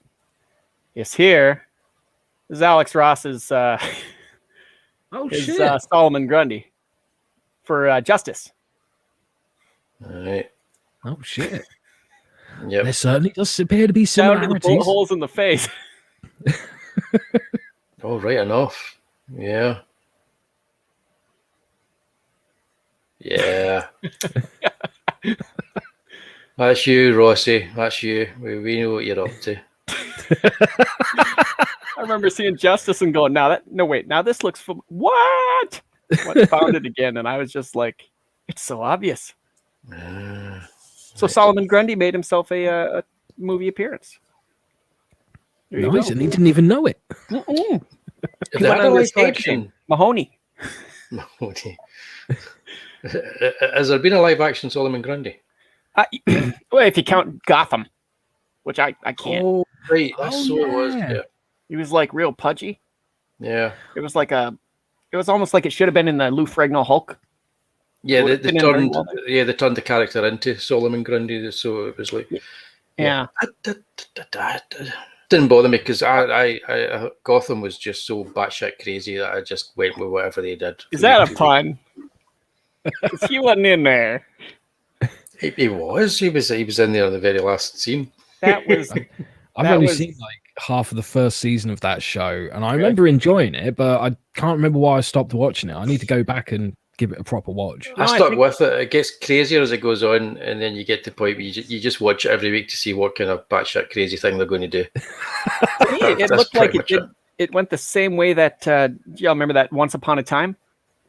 How it started Never out with saw like it. fairy tale type stuff. You know, there's like what's his face from Train Spotting was Rumpelstiltskin. Oh yeah, Robert Robert Carlyle. Carlisle, and then it turned into like Disney cosplay. I mean, you know, they had like Cruella de Vil, they had like all of the characters. They had Elsa. I think it started around season 4. They brought Elsa and Anna and then Right. Cruella de Vil was all of a sudden she was like the queen of Hades, and they were going through all kinds of crazy weird Disney stuff, and just characters that looked like they were cosplayed in, and that's kind of what Gotham looked like to me after a while. It was just like these are really nice fan made costumes. Like that's. It's just like Smallville, like all the villains are here. But Batman didn't. He didn't create any of me. Had nothing to do with them. So he would be cleaning up shop, and they'd all be like 70, Yeah. punching old people in the face. Now, I still enjoyed it. Week to week, Penguin was a lot of fun. That would be the best Marvel crossover in the world, where you have like Batman and he's hunting down a bunch of like geriatrics, just cracking them in the jaw and stuff, and then J. Jonah Jameson's there. He's a menace. He's beating up senior citizens. I'm next. Oh yeah, okay. Did everybody watch WandaVision? Mm-hmm. Yes. So no. Is that what you're saying? I spent the first 8 episodes, every episode for the first 8 episodes, I kept thinking, God, Twin Peaks was a great show. Why aren't I watching that instead? The final episode, all I could think was, oh, Phantasm. don't spoil. No, I won't spoil anything. All I will say is the final episode, all I could think was Phantasm. That was a great movie. Why am I not watching that instead? That's what that show was to me. I stand by what I said before. If I had the time, I would seriously sit down, take all 9 episodes, and just cut out all the fat until it's a 2-hour movie. Because I think that would be much better than what we actually got. Okay. I turned me into Jeff Goldblum at the end. I went, like, he did it. The crazy son of a bitch did it. Because they made a 6-hour after credit scene. Yeah, don't spoil it for Adams, who's not seen it yet. I won't. He's got Twitter to do that. But see, that I was worried about, and I'm still worried about. All right, spoil away. He doesn't mind. Well, I'm still worried about. I could talk about this without spoiling it, but I'm worried about all, this branching off, because certain things they're going to have, they'll be referring to it. Sure, you get like a gleam of it in the movie if you haven't seen it, but the more they connect it, the more bloated it gets. It's not unlike comic books where you used to have just like, Detective Comics had this is part 1 of 3. You have 3 stories with the Penguin. It's a 3-parter. Then they started to get to, we're going to do parts 1 and 3 in Detective, and then you get Batman, you'll get 2 and 4. And then all of a sudden, they started to do like, we're going to do a mini series. This is a 6-part mini series, and then we're going to have 3-part special in Detective, and we'll have a 3-part, and then before long, 14 Bat titles. You've got 1 year long, each of them dedicated to their own little piece of the story, plus some tie-in stuff, plus some special one-shots, plus, and that's what I'm worried about with the Marvel Cinematic. So I've always been worried about, where you got to watch all of them to get the full context. And you should be. Money-wise, I mean... You should be worried, because the reports have all been saying for ages, and there's a lot of evidence to support this, is that WandaVision is the first part of a trilogy that involves the multiverse. The second part is going to be the new Spider-Man movie, and then the third part is going to be Doctor Strange, the Multiverse of Madness. So if you haven't got Disney Plus to watch WandaVision, then you're going into those 2 movies. There's a possibility you're going to walk out going, what the fuck's going on? I'm relatively certain. You don't, guys. This is what you're missing here. All the way through WandaVision, they could have done something unique with it and had a self-contained piece. So Stato's right about trying to tie everything in. They could have done that. It was all there for them to do that, but they can't do that. They've always got to lead into the next thing. Yeah, here's the thing. Commercial. They did the same thing that they did for Civil War and Age of Ultron, where there was a significant piece of it that was setting something else up, and they had to spend time to do that. But that's all they've done here, and you don't need that piece, because come the next movie, they explain it to you anyway. Yeah, that's true. So that's what they'll do. They'll explain it in the next Spider-Man movie, and then that's that. Well, I mean, I think really all you need is that last stinger shot for sure from WandaVision of the season 9, and then maybe like 5 minutes of the last episode. Because I'll be honest, I'm in the minority here. I like the first 2 episodes more than the rest of it. I thought that was interesting how they recreated it. But of course, I'm looking at it at a technical level. Don't get me wrong. There's lots of little bits throughout the episodes that are really fucking good. But they are just tiny little bits of this massive puzzle. I've said it before. This is a 2-hour movie that's been stretched to 9 episodes. And yeah, look, there is some good stuff about it. I think Paul Bettany was fucking excellent in the show. I think Elizabeth Olsen was fucking excellent in the show. But there was just so much fat that almost every episode, I'm watching it, getting to the end and going, is that it? You've spent half an hour to tell me something that you could have done in 5 minutes, and you probably could have done 2 or 3 episodes earlier. That's just their deconstruct. I mean, they're drawn out like what Netflix did. It's like that Michael Jackson song. This is failure. I think the show would have worked better if they had dropped all 9 episodes at the same time. But where it's week to week and it's serialized rather than episodic, it just doesn't work. And by the time you get to that final episode, you're like, I don't fucking care. Well, the 7 minutes of credits didn't help any. No, that didn't help. That's a good call, Pete. But the thing is, though, you were watching the same show every week. It felt like that just a different decade, and it drip fed you something you'd already worked out anyway. Yeah, so that's what I found. That's what I found about it. And any twists that came along, it was like, we figured this out about 4 episodes ago. Like, you're not staying ahead of the audience here. We're all like, we know, and we still don't care. Yeah. You know, there's something though to be said about this series proving that you can just make original characters and make them work, because who's going to know who Agnes is? Well, yeah, nobody. I knew who she was, and I still had to look it up to make sure I was right. And they could have created somebody brand new, given her her own thing, and went right with that. But they should have done though, because she's nothing like Agatha Harkness. No. So I mean, that's one of those things where they're sitting there saying, like, we gotta change all these characters up for the screen, whether it's their motivations, their skin color, anything. We got to change all this stuff because no real reason, just because.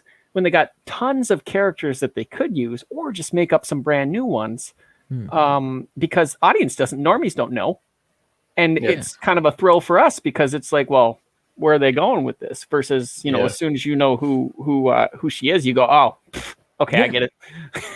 Yeah, absolutely. So I had to ask myself who this one was for. I mean, I understand part of it was just like Elizabeth Olsen deserved a little more than she got in the MCU. Yeah, and they're kind of retconning like what they did with the character from like Age of Ultron.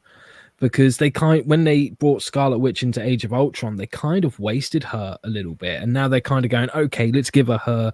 Well, I think they couldn't use certain parts. She was just like Quicksilver. Like, they got one use out of him, but he was technically an X-Man, not an Avenger. But they negotiated that little piece. But Scarlet Witch, she was in the Avengers. I think it's they could use him because he was part of both IPs in the way that they stood. So they couldn't call him Pietro. They could call him Quicksilver, not Pietro. And in the other one, they could call him Pietro, not Quicksilver. Yeah. I think something like that. And then now that doesn't matter because now they own Fox. They've got X-Men rights back. So with now Wanda, I think they're just going to keep on rolling with what they. Because I mean, Wanda, it's like, oh, she's a witch. They're not going to say mutant. They're not going to really say, at least, not now. The character they set up, they cut the Magneto stuff out.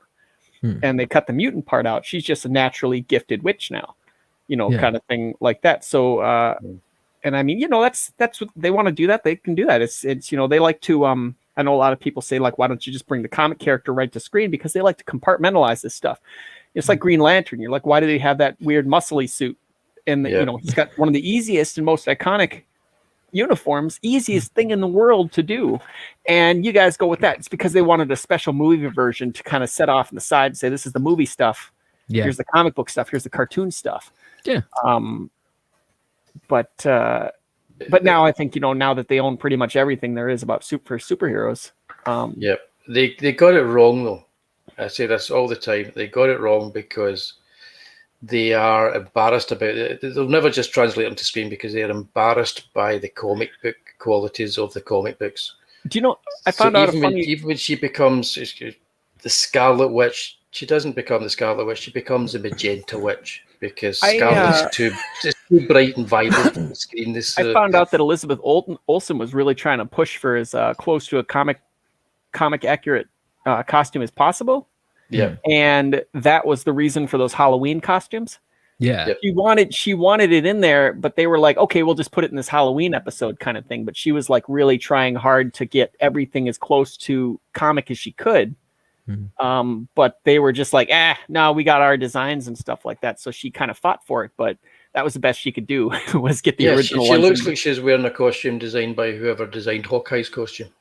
That's it. Yeah. And Scarlet's nowhere to be seen on it because they're like, oh no, that's too bright and vibrant. Well, they you know can't how have it is. Everything's got to be. Look at Superman. Like, Yeah. they muted those colors real good because it's dark, man. It's gritty. But She ain't no she's happy just- character. She's But sad. they teased it with the tiara, and you saw it as a proper Scarlet, sort of red tiara, and then the Wullie, she's sad. they Did blew you it not with the watch? actual She's cut. sad. Yeah, they blew it She's with sad witch. Yeah, that's it. But yeah, but I quite enjoyed it though. It was okay. Except the last episode, it was too much of a 40 minutes of punching each other. It was too much. The only thing I can say is I didn't really like Agatha's design. It reminded me a lot of Hocus Pocus. I kept on waiting for Bette Midler to show up, but I guess I was indifferent. Like a lot of the third or fourth or whatever the latest phase. I just went, yeah, you get this 3 times a year.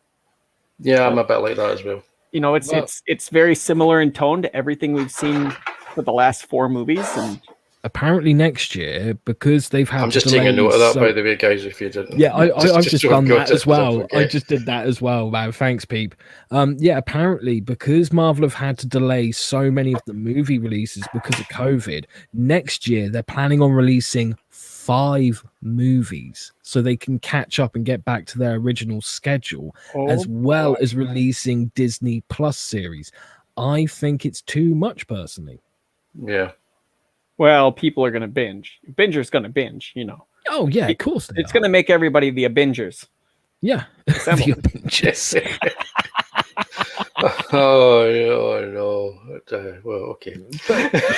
But yeah, you know, like I said, there was some cool stuff in WandaVision. I kind of liked those small moments where, like, Scarlet Witch and Vision, they kind of realized what was going on.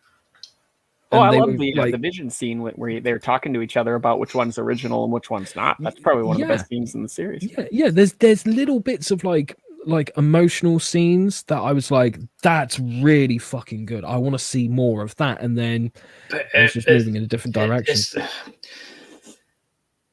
You mentioned that the actors, the 2 of them are the best thing about it. A lot of the supporting actors are just not that great. The lassie that played Agatha is so arch and 2-dimensional. It was at times I thought it was embarrassing to watch. She was playing a bad guy, going over the top. And she was playing it with a wink to the audience, and it was like, no. So when you got the bit about her backstory, it could have actually been something that was interesting, but it wasn't. It was just a bit of backstory. Yeah. They had Vision, and they had the idea of Vision. They brought in the White Vision, all that kind of stuff. I like those cyborg guys he had. Yeah, that's all cool. But that's what was interesting. The whole thing between the 2 visions. I bet you that was what was interesting in that last episode. Yeah, definitely. Yeah. And like I said, it's like such a small moment in this bigger episode, and it's like, can we have a bit more of that? Yeah, and then there's DC, who reminds me a lot of Cuba Gooding Jr. from Lightning Jack when he shot himself in the foot and couldn't scream. God, that's a movie I forgot. Yeah, everybody else has too. Beverly D'Angelo and Paul Hogan. Jinx. Crocodile Dundee in the West. Yeah, I can't remember anything about that movie. Yeah, there was that one scene where like he was trying out a gun and he's a mute, so he shoots the gun, shoots himself in the foot, and he starts like miming like he's screaming. And that just reminds me of DC, what they try to do. As it happens almost every time. Just when you're gonna get there, yes. I'm gonna see if that's on streaming. I'm gonna watch that again. Oh wow. Saying that though, Stato, I've just started watching Doom Patrol, because when it was first airing, like I saw like the first episode, really liked it, and for some reason I didn't carry on. So like on Sunday I was like, fuck it, I'm gonna start it, just see what happens. I ended up getting through about 9 episodes of it. Absolutely love it. Such a good show. Doom Patrol's built like that. I have a hard time with the Snyder cut because Superman shouldn't be in something that's rated R. Oh god, yeah, that drops on my birthday. If you can't write the Justice League for all ages and write a compelling story, I don't think you're good enough to write the Justice League. I can understand that. Hey, everybody's got a story that they can tell, but you know, like everybody's got like a specific kind of story they tell. But I mean, some people just aren't right for things. Alan Moore, when he loved superheroes, he did a great job. Like the man who had everything, stuff like that. Mhm. When you begin to hate them, keep them away from it, because then you get, that kind of stuff that he did Watchmen because he wanted. Thank goodness they didn't let him use like the Atom and, and Rorschach and stuff like that. But I mean, he got to use different characters, which is fine. That worked just fine for that. But I mean, imagine taking Superman, putting him in Dr. Manhattan's place. It just, that character is never designed for something like that. I agree, but the minute they made Identity Crisis as a comic, the minute that came out, that was when DC sold their soul to Satan. And not the good Satan, that you gives you cool things until he takes it. It was a Satan that went, no, everything's just shit from now on. That's because it's like rape had to be it was a standard thing. Yeah, for every bad guy to do. It's the kind of stuff that we're doing video nasties every week, but you'd be hard pressed to find any of the video nasties that had anything as close to being as offensive as what's in Identity Crisis. Right, and that comes down to the wrong friggin' writer, in my opinion. Like you can write as many mature stories as you want. Take Brian Azzarello, for example.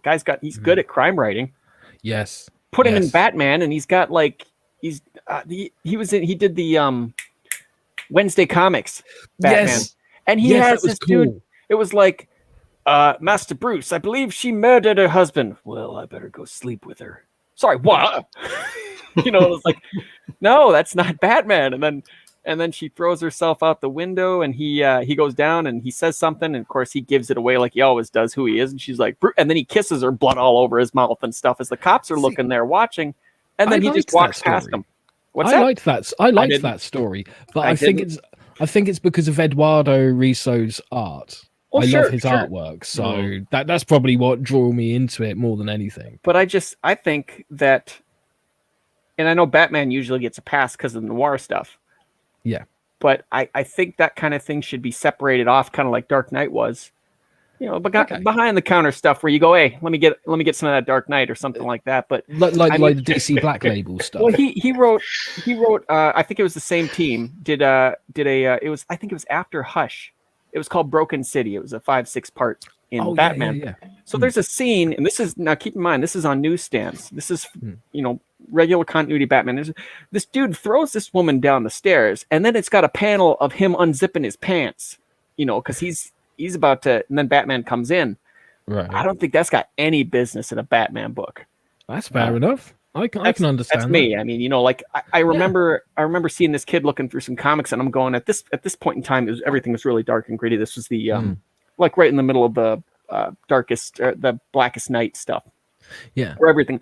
So I'm just thinking, like, I really hope he's not reading Superman or Batman right now, because they are really dark. From what you were describing there, I agree with you. That kind of thing, like, maybe not. I mean, like, as I've mentioned on here before, Cartoonist Kayfabe did like an episode where they took a look at like a Tim Vigil take on Batman. It wasn't an official released thing. It wasn't even finished, but they had like some of the pages. And like it went really extreme. And if it wasn't a Batman story, it's a really good fucking story. But as a Batman story, it's like, oh man, the Joker really shouldn't be fucking doing that. Well, like I said, Batman, he can get a pass because of the noir stuff, but I think it should be separated. I mean, like Batman Black and White. Yeah, some crazy stuff in Batman Black and White, but that's off on the side. That's not even continuity. That's just over there. Batman Dracula, Red Rain. Same thing. It's off on the side. It's a prestige book. It's something that adults specifically go and look out. Yeah. But the main continuity, I think, if it's on a lunchbox, leave it alone. It's got a cartoon, leave it alone. I agree. I'm always of that thought as well. But I'm not saying I'm like you can't do an adult version of it. But make sure it's its own separate entity. And right now, it's really difficult for anybody to figure out what Batman has been written for who. Yeah. Except the mainstream one, Tom King's writing that for himself because that's the kind of thing. It's not really difficult to detect a detective drama with some crazy stuff happening. or not drama, but I mean, like it's a detective thing. So you could, one of my favorite books, and it was also one of my favorite episodes of the animated series. Chuck Dixon wrote this one. It was called A Bullet for Bullock. You guys remember that one? Yep. That was good. That one stood out like crazy. Just like in Superman, there was one that they did called The Late Mr. Kent. Stop, Pete. Stop it. Why did you stop, Pete? That must have been like throwing a dartboard. Like multiple different things, like pawn. But this is why we now have everything is run by marketing people. So we have a Batman that's for young children. We have a Batman that's for teens. We have a Batman that's for, I don't know, young adult readers. We have a Batman that's all this kind of stuff. Whereas we don't have a Batman that's for everybody. It doesn't exist anymore. And the problem with the Snyder Cut, I'm looking forward to the Snyder Cut simply because I would quite like to see a trilogy of terrible movies made by a director who could probably do a good movie if he had a good producer and scriptwriter. But so that's it. After I was angry after Man of Steel. I was just kind of like, oh well, that's it. After Batman v Superman, and I'm guessing that after Justice League, I'll probably be able to look at that and quite enjoy it because there's no way that it could disappoint me the way Man of Steel disappointed me, or bore me to tears the way that Batman v Superman did. I even watched the director's cut. Everyone's like, watch it. It changes the movie. No, it just makes it an R-rated mess that lasts half an hour longer. It fills in some dire movie. If you didn't like the original cut, you wouldn't like that one. Yeah, we used to have Vertigo. Garbage film. It seriously is. But if you love it, great. We used to have Vertigo for like the higher. I mean, like if you wanted to do a really mature story, they had a decent stable of characters in there for you, or you could make your own. Like. Kind of thing. If you wanted to do like some sort of a superhero, they had, what do they have? Animal Man. They had Constantine, Swamp Thing.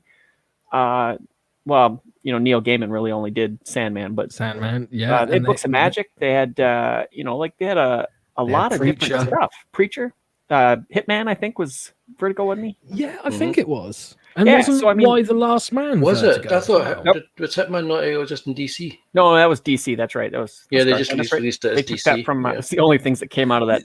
They did do a thing where they DC and Vertigo swapped characters for a little while. So I think Dead Man was one of the ones that DC swapped with Vertigo. So they did like a 30-issue Dead Man miniseries for Vertigo that was like much more mature. And they did one of Jonah Hex as well, if I remember correctly. Jonah Hex can work. Yeah. But the only problem is Jonah Hex is a lot like the Punisher, where there's like 2 or 3 different versions of him. There's the one that talks to the dead. I prefer just like the angry dude that runs around, like the Darwin Cook version. That. But then they took the movie, and the producer was like, "It's a comic book. Does he have superpowers? No, he needs superpowers." Well, I mean, there's this part where he talks to put that in there.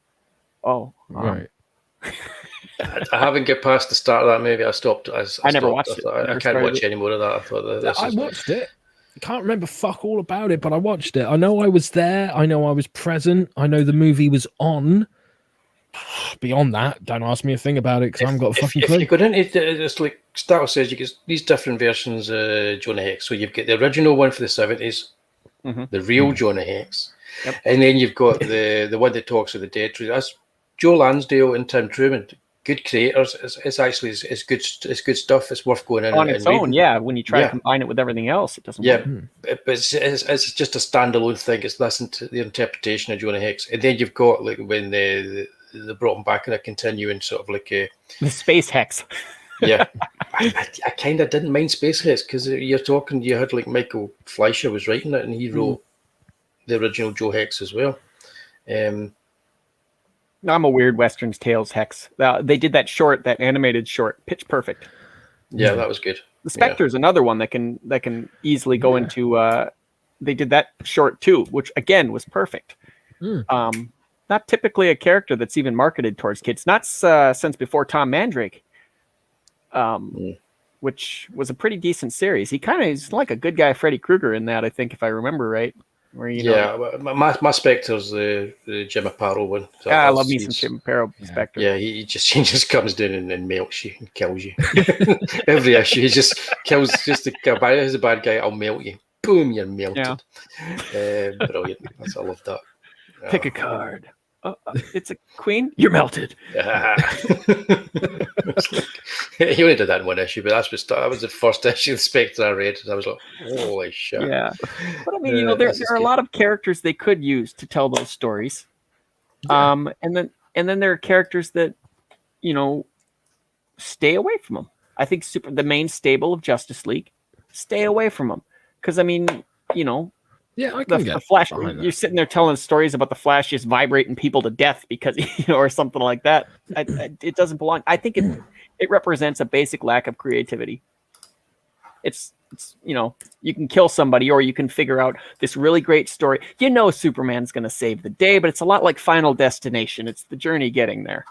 Yeah. Yeah. That's just how it is. And I know most people say, oh, he's overpowered. He's, but the whole thing is it's a story about his surroundings and what he does. It's not about him. The story shouldn't be about him.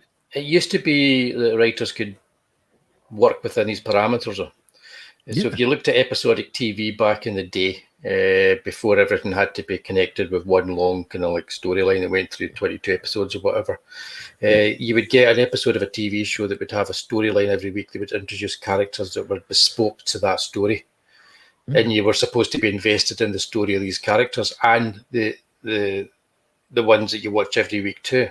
So you'd watch an episode of a Perry Mason or the Incredible Hulk, even or that, and you'd get a storyline that was based around one little wee mini movie every week.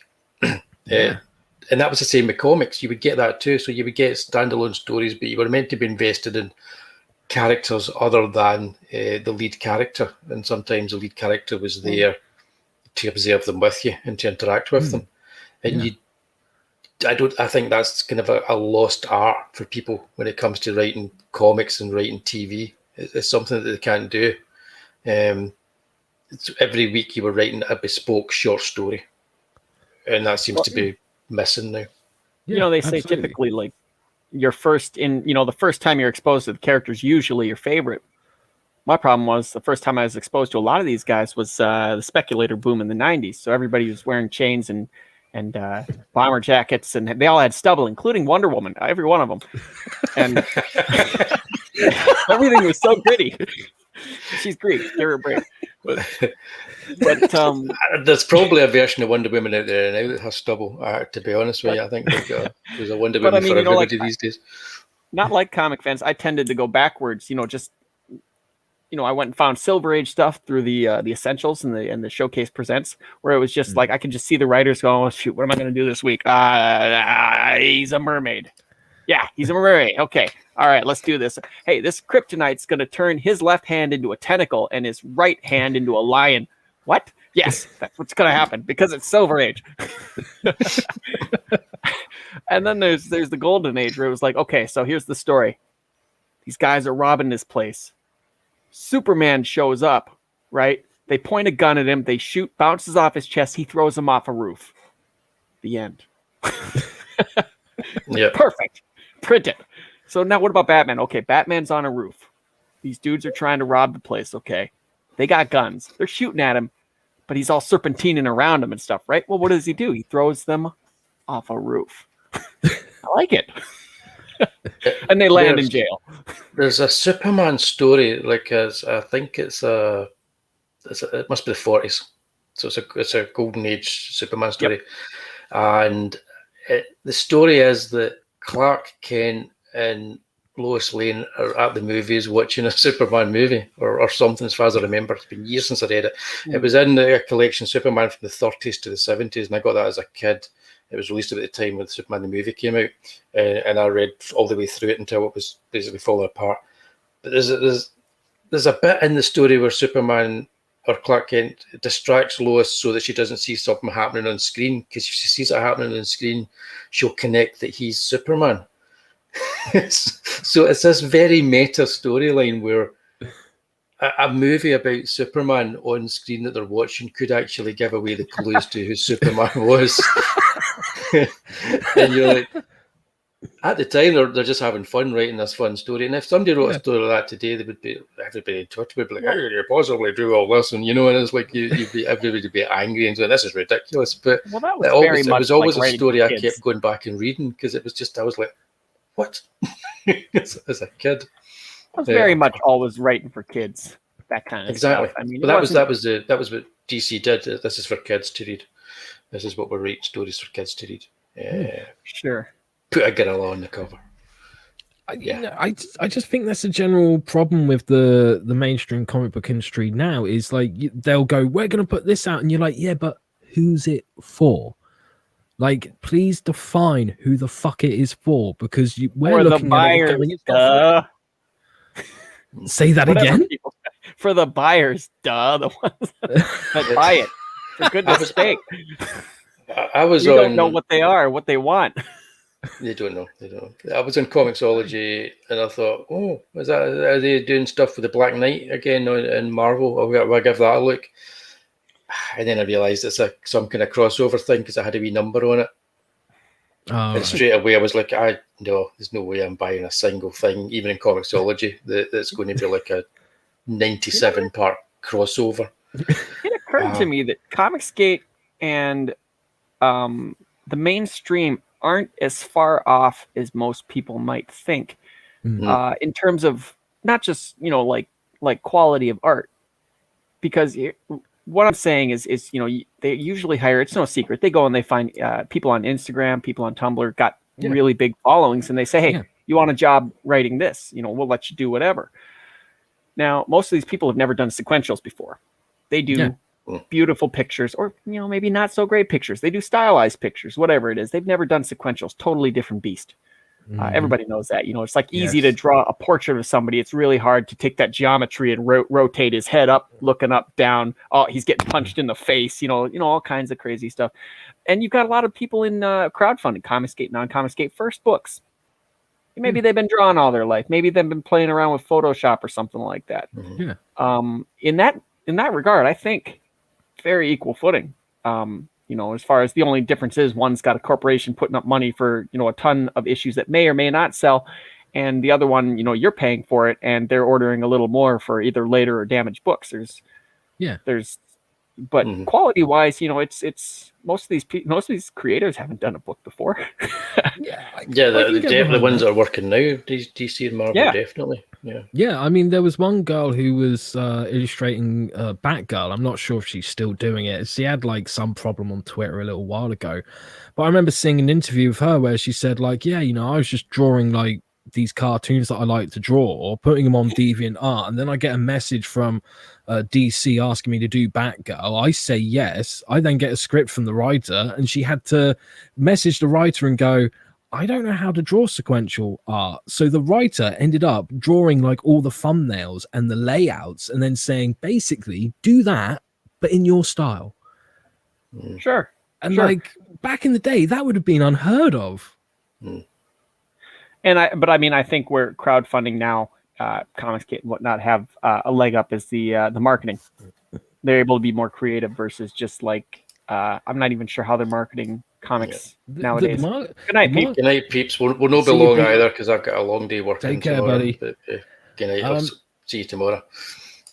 But I mean, there is the marketing side of it.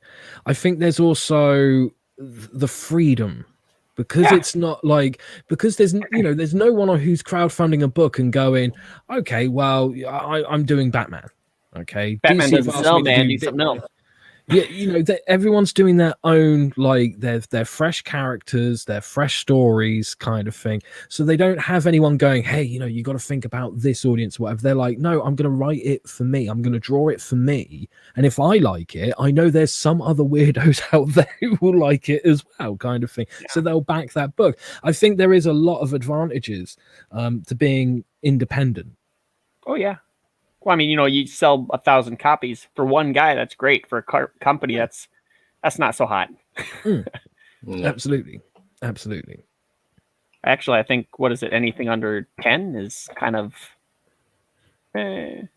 4,000. But breaking even. That's about average sales for a lot of titles nowadays, and, Right. and that's even before the fucking pandemic started. Like, if you took a look at like the sales for a lot of the mainstream comics before the pandemic started, it would be things like, oh, you know, because there's this big event happening in Batman, the first issue of that event will sell about 250,000 if you're fucking lucky. And all the rest would be like 10,000 copies and below. And then the next month, the second issue of that big event would be less than 10,000 copies sold, because people were just going after the number one, going, oh, it's a big event, this will probably become collectible. Like, there's still the ghost of the speculator boom that exists in comics today. Well, you know, this might be controversial, but I think with the crowdfunding, we're in a different speculator boom, and it's not so much the buyers as the creators. Yeah, no, that are speculating. I'm with you on that one. Actually, I'm with you on that one. I mean, the indie scene at the moment, because of crowdfunding, it's still in its infancy. There's still a lot to discover about it, and my God, that's such a great fucking avatar, you beautiful man. That is just fuck what I was gonna say. That's amazing. I love it. Bless you and your cotton stocks. Cotton stocks? I can't even fucking talk properly. It must be late. Cotton stocks, indeed. Yeah. There's a new character for people. Cotton stocks. Let's get on it. But bless you, Stato. Bless you. Yeah. And your cotton socks, not cotton stocks. I can't even remember what the fuck I was going to say, and it's not important because that's just beautiful. Well, yeah, I do think, I mean, you know, like nowadays, you know, there are some people that it's genuinely a hobby business. You know, it's just for a little bit of extra money. It's for fun. They don't even care if they make a ton of profit. But I mean, so many other people are thinking like, hey, maybe I can do this for a living kind of thing. Yeah. Just like, hey, I buy this Superman, Death of Superman. I'm going to put my kid through college. And then what's it worth now? Slightly less than you paid for it. Yes. So brand new. No, it's weird. I think you're right there. Yeah, it's weird. People are looking at crowdfunding as if they're going to become superstars. Well, most of it's just going to be. Most people crowdfund to get a print run, to go to conventions. That's why people mostly did it. And see, when we get back to normality again, a lot of people end up going back to that route as well. Yes, absolutely. Well, what I think, and this is a crazy theory, but I think that the only way comics are going to grow, really grow, and we're not talking about, you know, just bringing some fans back that used to buy comics a lot. We're not talking about, we're talking like getting younger kids in, getting, you know, more people in, not just selling to the same people that, you know, have been buying it forever. I think that they've got to fall down to what they were late 60s, early 70s, meaning nobody gave a crap, not even the movie people. Like right now you've got, you know, every piece of merchandise tied into it. Comics is the last thing. It's a movie maker. It's a, you know, kind of thing. Once that maybe possibly one day, and it could be a long time, goes away, when the TV companies and the movie, they don't really care about superheroes and comics anymore. And people go away and all the unnecessary stuff goes away. It just gets down to just comics. Like it's barely alive. You know, you're just getting like a beep, beep circling the drain, and it's just down to comics. And you've got the comic fans. Then you can start to build again, because especially at that point, it's going to become like records. But you got to get rid of all the stuff. All the, like, do you remember when Batman came out in 1989? And they had in the theaters like whole gift shops. Devoted to that. Get your bubblegum cards. Get your, my God, you know, yes. And it was right in the theater, just this big gift shop of Batman crap in the theater. That's what comics eventually, you know, they turned into. That's what they are now. But once you cut all that out, you're going to find the people that are there, you know, that you're going to find the difference between the people that are there for comics and the people that are there for the merchandise. Very different. And I think that we've got a long ways to go of shrinking before we can start really growing in a meaningful way again. You know, because right now what we're in my opinion, again, nobody else's, Wullie, you can disavow. I think we're in the loot box business right now. not in the comic book business. Yes, You know, I because hate the more to stuff you get, the bookmarks, the keychains, the patches, the things like that. That's what pushes the book, because that's what keeps it going higher. Because everybody No, understands. I get that. Yeah, I wouldn't Yeah. completely disagree, because I've got loads of stuff in mine. Yeah. Right, but I mean, you know, like that's what drives the Yeah. stretch goals is what drives it, and people like that. But at the same time, Yeah. it's not just the comic book that's driving it, and it's also kind of personality based. A lot of times, people back the book because they like you, and they want to see you succeed. So, and then when you say something stupid, you screw up, or you leave the community or something like that, it's not so much merit based, because they'd be like, I can't stand that guy, but his art's so good, I gotta get it. Yeah, No, it's more like, that's I can't stand that guy. He's not getting my that's money. why I'm not tweeting out that I don't like Snyder's Man of Steel or Batman v Superman. But I mean, you know, it's a reality of a situation. It's not a bad or a good thing. It's just what we're dealing with. It's a realism kind of thing. And I mean, I think this kind of stuff should be talked about more. I totally get what Yeah, you're saying I over do. the loot box thing, because I feel that as well, which is why Yeah. kind of like when I'm putting stuff together for it, I try to think, how do I make the stuff that I'm putting in there, one, worth having, so something you can frame, put in your wall that people would want to do that with when it comes to prints, because I do see a lot of prints where you're like, you know, but the other thing is something like, so if you're going to do like a box like I'm doing with the Fear box, it's like you've got to put something in there that makes it really worth going for. So a commission piece or something like that, like I'm putting, that makes it really worth going for. In a lot of cases, I'm looking and I'm seeing campaigns, and they're going really big with all the stuff that they're adding to it. But Boys. yeah, exactly. So you forget that there's a comic in there. Yeah. And at the end of the day, you want people to be invested in the comic and the stories you're putting together. And also, what people forget is with crowdfunding, you're asking for people to give you money and cross their fingers that you do the work, get it done, and they get the product at the end of it. So it's not just a shop front for stuff. So it's not actually, here's the comic and here's all the freebies, they're putting them in the bag with it. So you're asking for some goodwill from people that are backing you. And you have to show that when you deliver it, it's worth them doing that. And I think that's getting lost as well, as it's become this kind of weird shop front that people were. It's like when you walk into a shop now and you buy a kid's comic and it's a bag and it's full of bubble gum and a toy and this and a yo-yo and whatever, and you're like, what? Also, I think, I mean, the going thing is, you build your YouTube channel and you've got a bigger fan base and you've got a place to talk about your stuff and to kind of shout it out and advertise and stuff. Fair enough.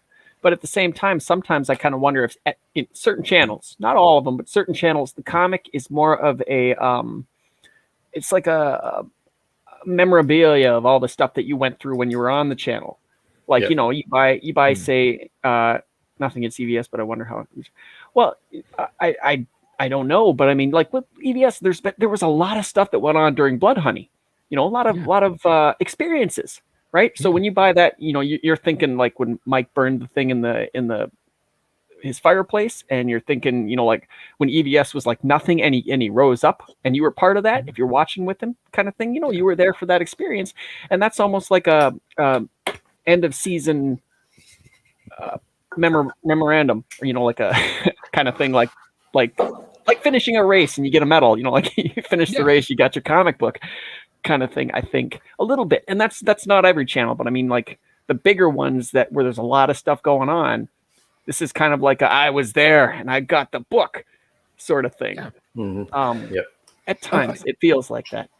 I keep saying to people who come on my show, because there's a lot of people out there with projects who they'll ask to come on my show, or I'll approach them. At the moment it's more them asking me, which is fucking great. I hope that keeps up, because I really love that. I want to fit everyone on. A lot of people are so focused on must shill the book, and I'm like, whoa.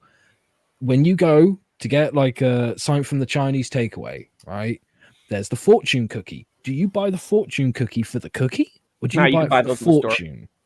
Okay, you can buy them in the store as well. Whatever. The analogy still stays the same.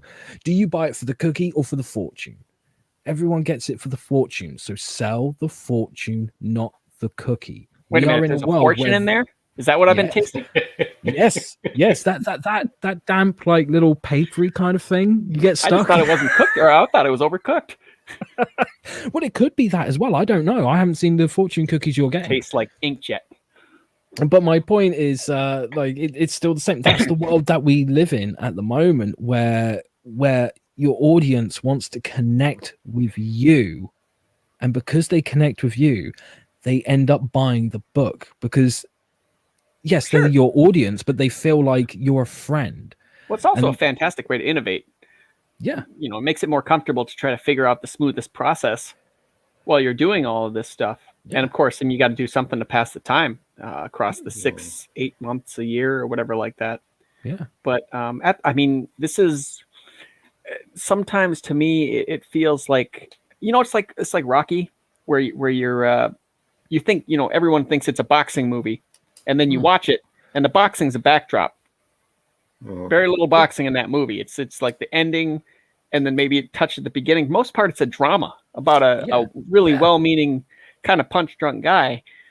But you know, like first person, it's a boxing movie. Yeah. Again, the boxing's a backdrop, and sometimes it's like comics are the backdrop. And you know, we got a lot of stuff going on in this community, but you know, I mean, a lot of the channels that they don't specifically touch on comics a lot because, well, then there's just burnout because right now there's just not enough to talk about. With comics, there's just not. You know, you get through the week in a hour and a half, 2-hour show, all the news, crowdfunding and mainstream kind of thing. So what are you gonna do for the rest of the week? Well, but I mean, we can find loads of things to talk about, which is why I've got the whole year scheduled ahead. Oh yeah, we got lots of just stuff to talk about. Steadily ignore all that. But I mean, you know, I have hope, and I think that this is all going to get better and stuff like that. But just right now, it's was it Chuck Dixon that said that the comics died when they went right over to just making superhero comics? Not sure. It was just I don't know who said it, but they're not wrong. Because it's pretty much right. At least American comics did. I mean, the 60s. When they just because I was reading comics. No, I was reading comics in the 70s, and you were still getting romance comics. You were getting the war comics. You were getting the horror comics. So you were getting 3 titles. Well, they brought them back with the code stuff, but they weren't the same. Yeah, you know, they tried them out like House of Mystery and stuff like that, where they were really tame at first. Yeah. And then after the 70s, they started to get away with a little bit more, like when the witch lady jumped into the painting and she's like, wait a minute, this isn't a field of wheat, it's hell. Yeah, that was a kind of level, but they all had really good artists working on them, so they were beautiful art. So you had Unexpected and House of Secrets and House of Mystery, but you had the Western comics. So you had your Jonah Hex, you had Scalp Hunter, Batlash, all these characters. And you had war comics, so you had GI Combat, you had Weird War, you had Stranger, Sergeant Enemy Rock, Ace, Unknown Soldier, all that kind of stuff. And then they all just disappeared. Yep. They became the occasional one-shot or graphic novel to keep the IP going, more than anything. Yeah. But they just all completely disappeared. Which is the beautiful thing here. Most of these books would never get passed for, it'd be like the editor would say, I'd sell a few hundred copies. We're not putting that out. But they can try it now. Yeah. And it might sell a few hundred copies. It's true, but that's all going to one person or a couple of people, which is going to mean more of a profit than, a giant corporation. But yeah, I do like to sit and watch what's going. It's like people watching, you know what I mean? Like at a bar, you just sit and watch the situation develop in multiple parts of the, because there are multiple, you could call it regions almost on a map in the crowdfunding stuff. You got Kickstarter land, you got that piece there, and then you got like the Comicsgate land, and you got the non-Comicsgate, and you got the it's almost like one of those, like a risk map. Can I ask you something, Stato? This is just out of curiosity. Do you think if there wasn't a divide, because like we're living in a time where there's a fucking divide about everything at the moment, but as you brought up, there's like Comicsgate, non-Comicsgate, Comicsgate adjacent, all this stuff. Do you think if those divides weren't there, that the books on Indiegogo would gain more backers or more traction, or do you think it would stay the same? Not necessarily, I think. that's the craziest avatar I ever heard. Sorry. Not really. No, I don't think so. And I think this is a necessary thing, at least for now. When you're starting up, you want to have boundaries. You want to have a couple of constitutions, so to speak. You want to have a place to operate in, so that you can find places to push those limits. Yeah. I think that this little bit of order, there's such a thing as pushing it too dang far. You know, like you will be with us or against us, or we will kick you out into the cold, possibly put your head on a pike. That kind of thing may be too extreme, but I do think maybe a little bit. But I do think that as long as the groups don't splinter too much, you know what I mean? Like, I think it's a kind of a necessary thing. I mean, you look at CGUK. Yeah.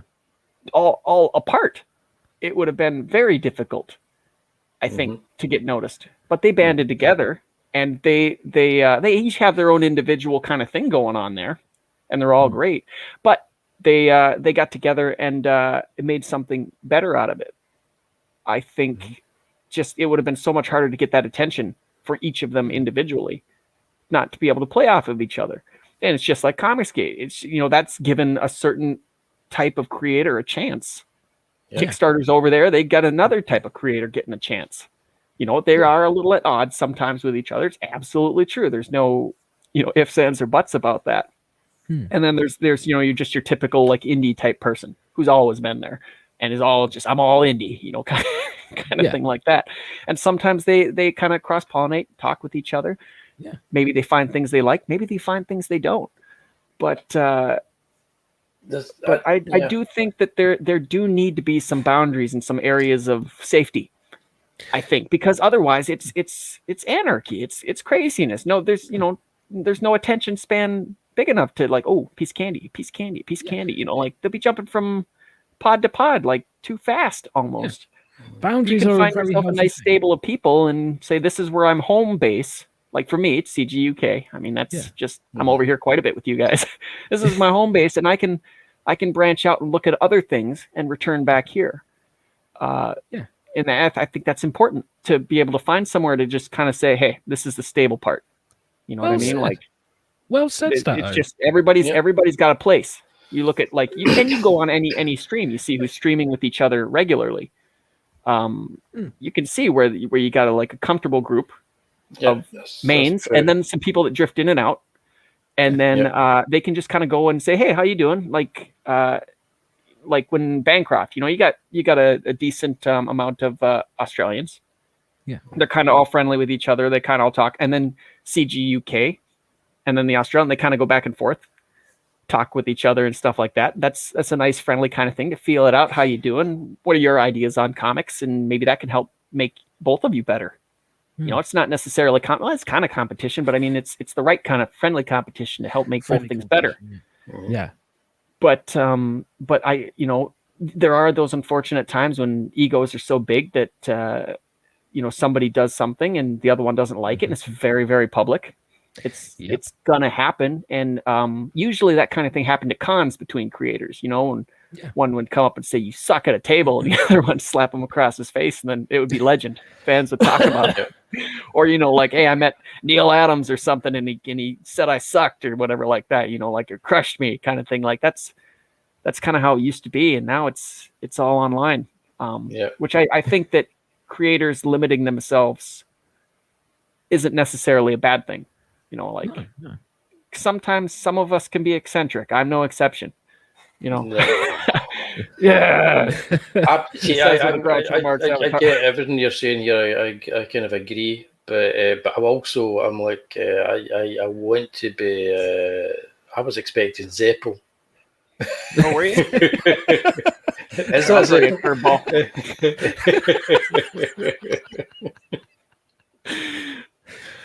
Oh dear. Don't you forget about me. What was I saying there? I was like, no, I'm finding because I tend to stay away from all the kind of ins and outs of politics. Indie comics, comic gates, or whatever.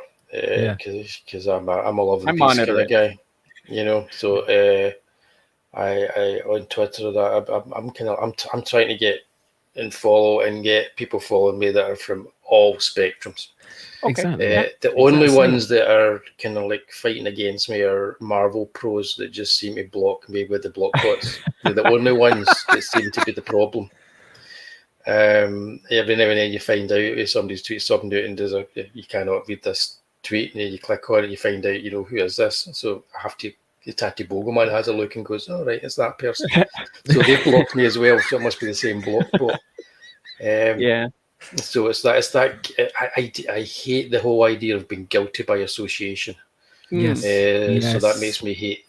So that means if I know that there's a Marvel writer out there that has me as part of a list on a block bot, I'm not going to, even in Comixology, I'm not going to purchase one of their comics and read it. Well, I'm just not going to do it.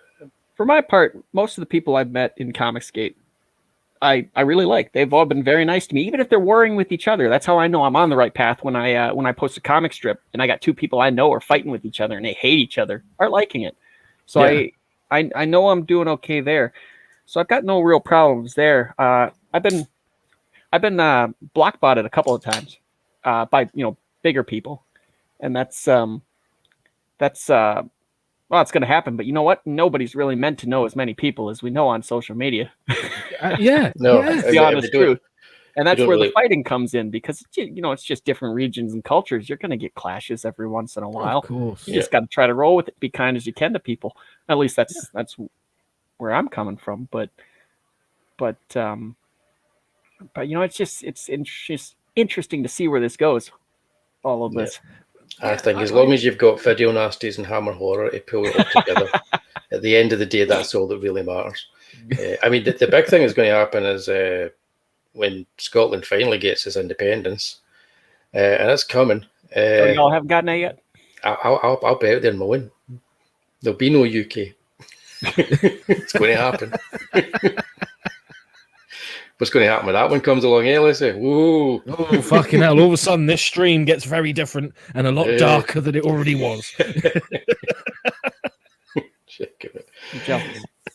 No, nothing will change. Nothing will change. Yeah. You say that now. Once you get famous, man. Statistical who? It's happening. It's going to happen in the next year or two, I think. I wouldn't be surprised.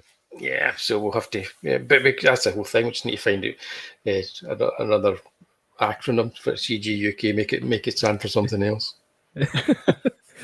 Well, all of a sudden kinda it would be wonder- CGGB and then CGS. I kind of wonder. But that's that. Yeah, but we'll be CGA course. There you go. I kind of wonder if Marvel would ever, or DC or anything, would ever resurrect any kind of tryout program like they used to have. You know what I mean? Like it can be done digitally now. You remember when they used to get the books where you'd send out and you'd get it back and be like, ink this, draw this, hey, can you write this kind of thing like that? And send it to them and they'd send you back and say, you got a lot of work to do, kid, or something like that. Yeah. I kind of wonder if they'd ever do that.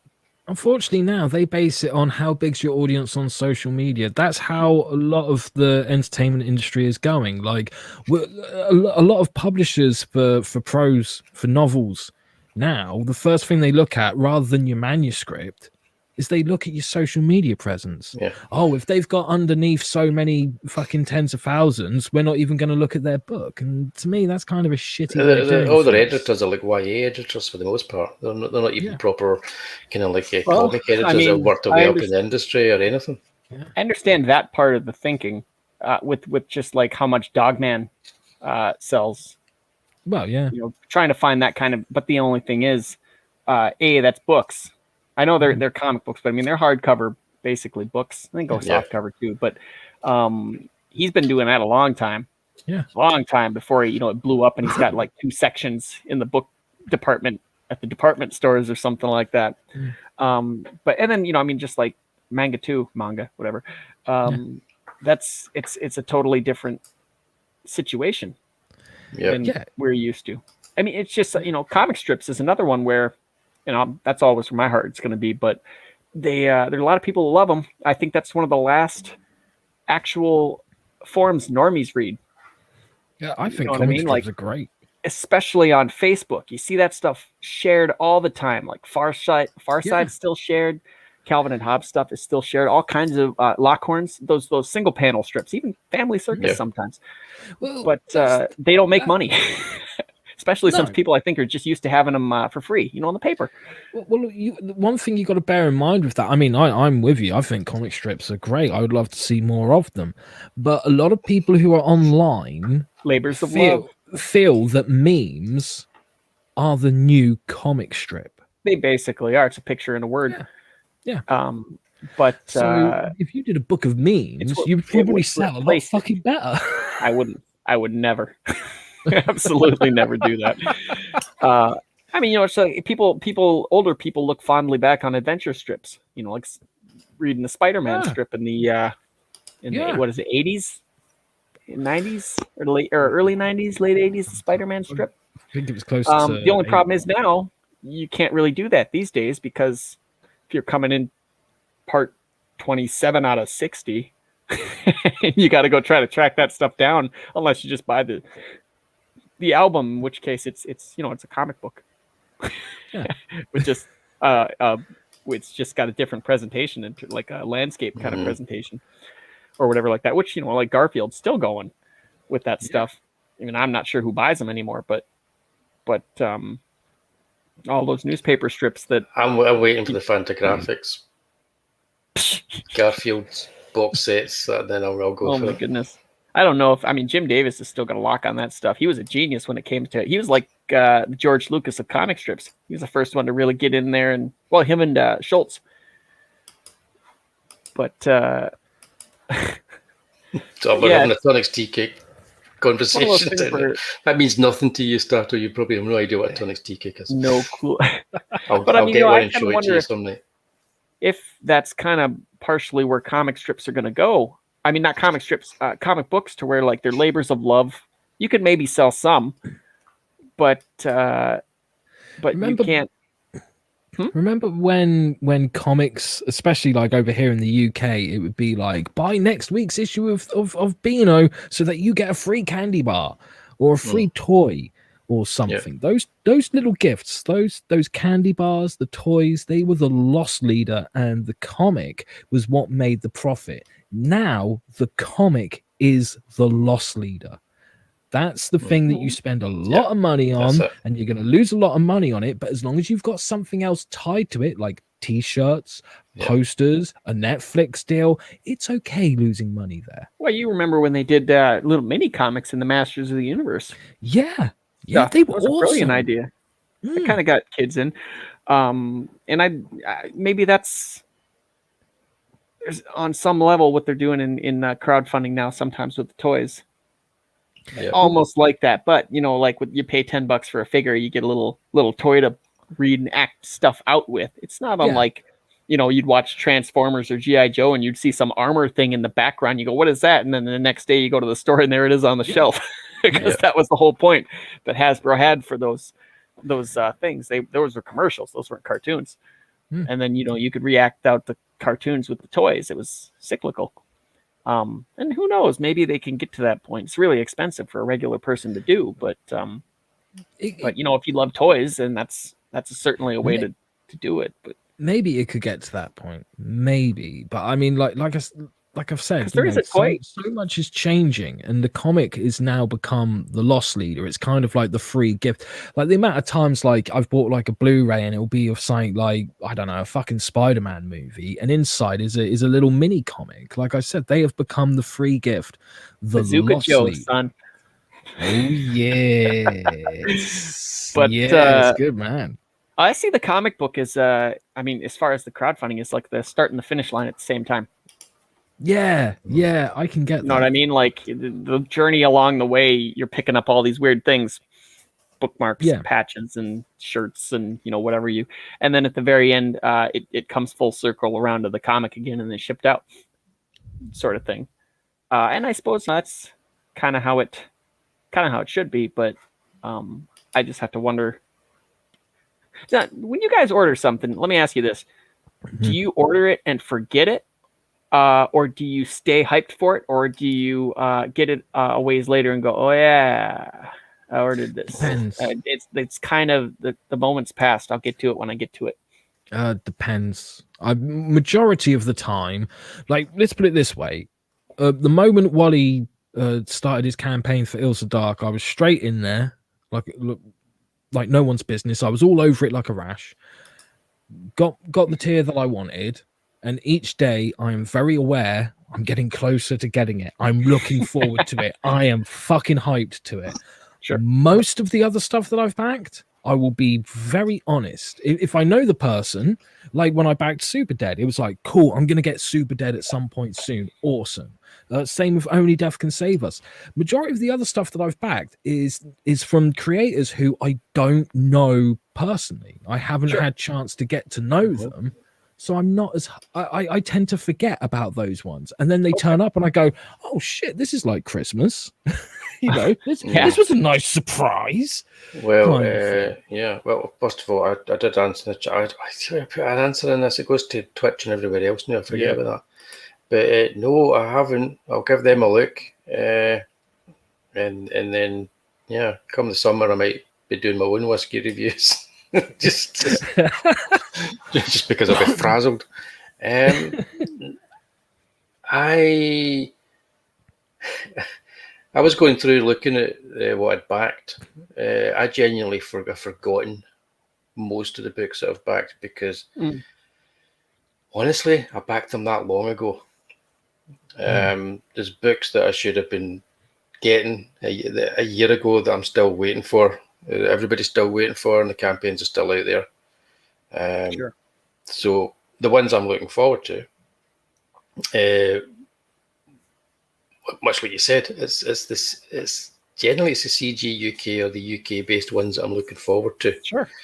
Simply because I know the guys, or even the ones I've backed in the UK based. I don't really know the people particularly well. I know I'm going to get the books. And I know I'm going to get the books within a few months of the date that they say.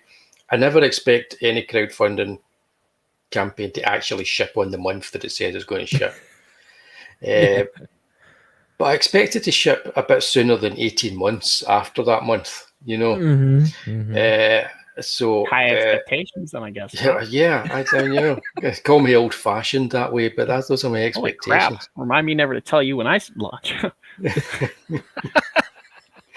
But I mean, I suppose it could be a surprise when something comes through your gets delivered to your door, and it's like going to your previous two addresses, and you go, hang on a minute, I remember back in like this. You're having a terrible day, and then all of a sudden, bam, this thing you ordered 2 years ago shows up. And Exactly. So I would say this is the ones I'm looking forward to. My hardcover, A Lady Satan, and pretty much the ones that I've got coming in from the CG UK and mailing. I mean, there are a few there that I've got onto the mailing list, and there's a few I've backed that when I go in, I look, I'll be nice to get that eventually. But it's getting to the point now where there's few and far between that I'm seeing campaigns and going, whoa, that looks really cool. That's because your head's down at the desk. Yeah, pretty much. Look up every once in a while. No, I know it is. Except for when I'm here. Holy crap! I backed. There's one I'm looking. There's one coming my way soon for Kickstarter that I backed. That looks quite nice. Is that right? I can't remember the name of it, but it looked good. I just liked the look of it because I saw it was one of these cases where I saw somebody that I followed tweeted it out, and I actually clicked on it and went, I like the look of that. And I went for it, and I got a thing just tonight. It says that it's printed. It's going to ship early. And I was like, what? That's that. He's doing something wrong here. How dare you? But I think I think that's the answer to that. It's like the UK based ones are the ones that I'm looking forward to the most because I know I'm going to get them in my hands. I'm not going to forget them before I get them. That's the thing. Ilsa Dark will be in everybody's hands quite soon after the date I say it's going to be, because I've got to get the next campaign going. So you're all, Is it pan and scan or widescreen? scanner widescreen. It's IMAX. It just occurred to me when we were compared to the two grumpy old men from the Muppets. Yeah. Stadler and Waldorf. Stadler and Waldorf. Yeah. Something like that. I don't know. No, it's Statler and Waldorf, but yeah, but it's Statler and Waldorf. Yeah. It fits so well. That's a show. That's a show. Oh my gosh. Yeah, I don't know how it's gonna go. I mean, I'm having a nice time just talking to people on my level. I mean, it's a small town. Nobody gives a crap about comics where I live. You go, oh yeah, must be fun for you, kind of thing. But just to be able to talk about process, not so much. Anybody could do like, oh, do you think Silver Surfer could beat Hulk? I don't. I think Hulk is the strongest. Yeah, but Silver Surfer's power cosmic. Blah blah blah blah blah. It's nice to just talk about how you set up a page or just production stuff, which is within this kind of area community type thing. There's a lot of people that love talking about that stuff or listening to it. Yeah, I think so as well. Which is the part I love. This kind of talk. It's not really for everybody unless you're like a honest to goodness comic fan. We're not just talking the comic book characters, but fans of the process and how it is. Yeah. Which is I think worthwhile. I agree. But it's getting late. I was going to ask. So I'm going to wrap it up. No worries. Because I need to get to my bed. But yeah, we did do a startle with an axe. You don't just put your head down. PG Drift has just popped in the chat. I don't know if he's been here, but yeah, we did a homage to George Eastman, startle with an axe. I was going to. I took the eraser to it because I was originally going to make you kind of like psycho, and then I thought, no, you would just be happy. You would just be normal. Someone said it was going to be an AMA. I said, ask me anything. Ask me anything, yeah. But that's the one sketch card I got done tonight for the campaign. I thought you were going to get like 3 or 4 done. I started doing another one here. I was trying to do 2 at the same time. I just don't like it. Well, that's all. You tried 2 at the same time? That's amazing. Yeah, sometimes do that. I have 2 drawings going at the same time. So a rough one, go to the next one, rough it, come back into. So I'm going to do that. I like it. Yeah. The whiskey review show. Tastes like all the rest. Hey, Pops. yeah. Hey, Pops. We're just doing it. We're just done. We're out of here. He's just done. But yeah, we've got like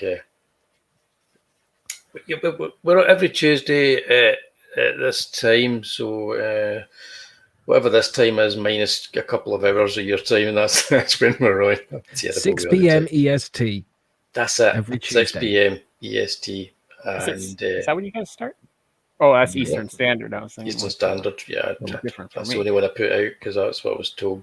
That's the thing you put out. People can work it out. Twitter. You've only got a few that you can put out in that because you got to get all the hashtags in for all the cool stuff that need to really bother me anymore. I don't even use hashtags. If they're paying attention, they'll find it. Yeah. Well, yeah. The absurd stuff tonight when it's edited, we'll see what we can do that. We'll get that down to about 20 odd minutes and we'll put that out as another premiere. Yeah. It will be pretty much what I did with the first one. I think that kind of worked okay. And then we'll get that out there. And get a few of those because we're going to try and do a video nasty a week. Yeah, so just to remind everybody, it's Tenebrae next week. So if you want to watch it before the show, if you've never seen it, or if you want to refresh your memory about Tenebrae, so for the first kind of like 45 minutes of the show, a good portion of that will be us talking about that and interacting with you guys talking about Tenebrae. And I'll take that and chop it up and make a wee mini premiere out of that. Nice. Behind bars. Stato behind bars. We've not got to any of the women's prison movies yet, have we? Yet. Did you say the women's prison movies? Yeah, Oh yeah. Oh, geez. yeah. Right, Just guys, kinda thanks stopped very everything. much for showing up. It's good having you all here, regulars in the chat and sticking with us on a Tuesday night. So, yes, yeah. Go rewatch That's it. exactly what we want. Cheers, not my monkey. So, cheers, everybody. We have campaigns. You know what they are. And Stato's got his stuff as well on my campaign and on Charlie's London's Chaplain campaign too. It's true. So go and have a wee look at them again, or just do the usual sharing. Blackmail's and all a that heck kind of a thing. stuff. Yeah, blackmail. I know. Oh, that's why you're behind bars, isn't it? Yeah. Okay, so guys, we're out here. I think next week, Tenebrae. I don't think I'm doing sketch cards. There's something else that I might do next week. Play the mouth bookmarks. organ or something. Yeah. No, play the mouth organ. But yeah, I don't know. There's something I was thinking of doing on next week's show, but I might leave that until a couple of months down the line. Yeah. See, I start talking out loud when I'm thinking about things, and it means nothing to anybody. That means it's time to stop the stream. So night, Adams, night, everybody. You've been too kind, Pete. Night, guys. We'll see you all at the premiere of Absurd, and see you back here. We'll see you tomorrow and carry on streaming if you want to come and join us there. But we'll see you on Thursday, where we're going to rank Albert Pyun's movies. Now, I've not watched that trailer yet, so I'm not quite up on exactly how I should pronounce his name. I will be by Thursday. I'll be totally up by it. I'll be up by how to do that. So please join us for that. That's going to be a good one because we're going to be talking about movies that most of you have never heard of. We're talking movies? Yes, we're talking movies. Holy crap. 8 o'clock or 3 o'clock Thought we were EST swapping recipes. at the movies. Me, Stato, Lucifer Storm for one night only, and the Albert Pyun oeuvre. So we shall see you there. Bye, guys. Bye now. See Thanks, ya. everybody.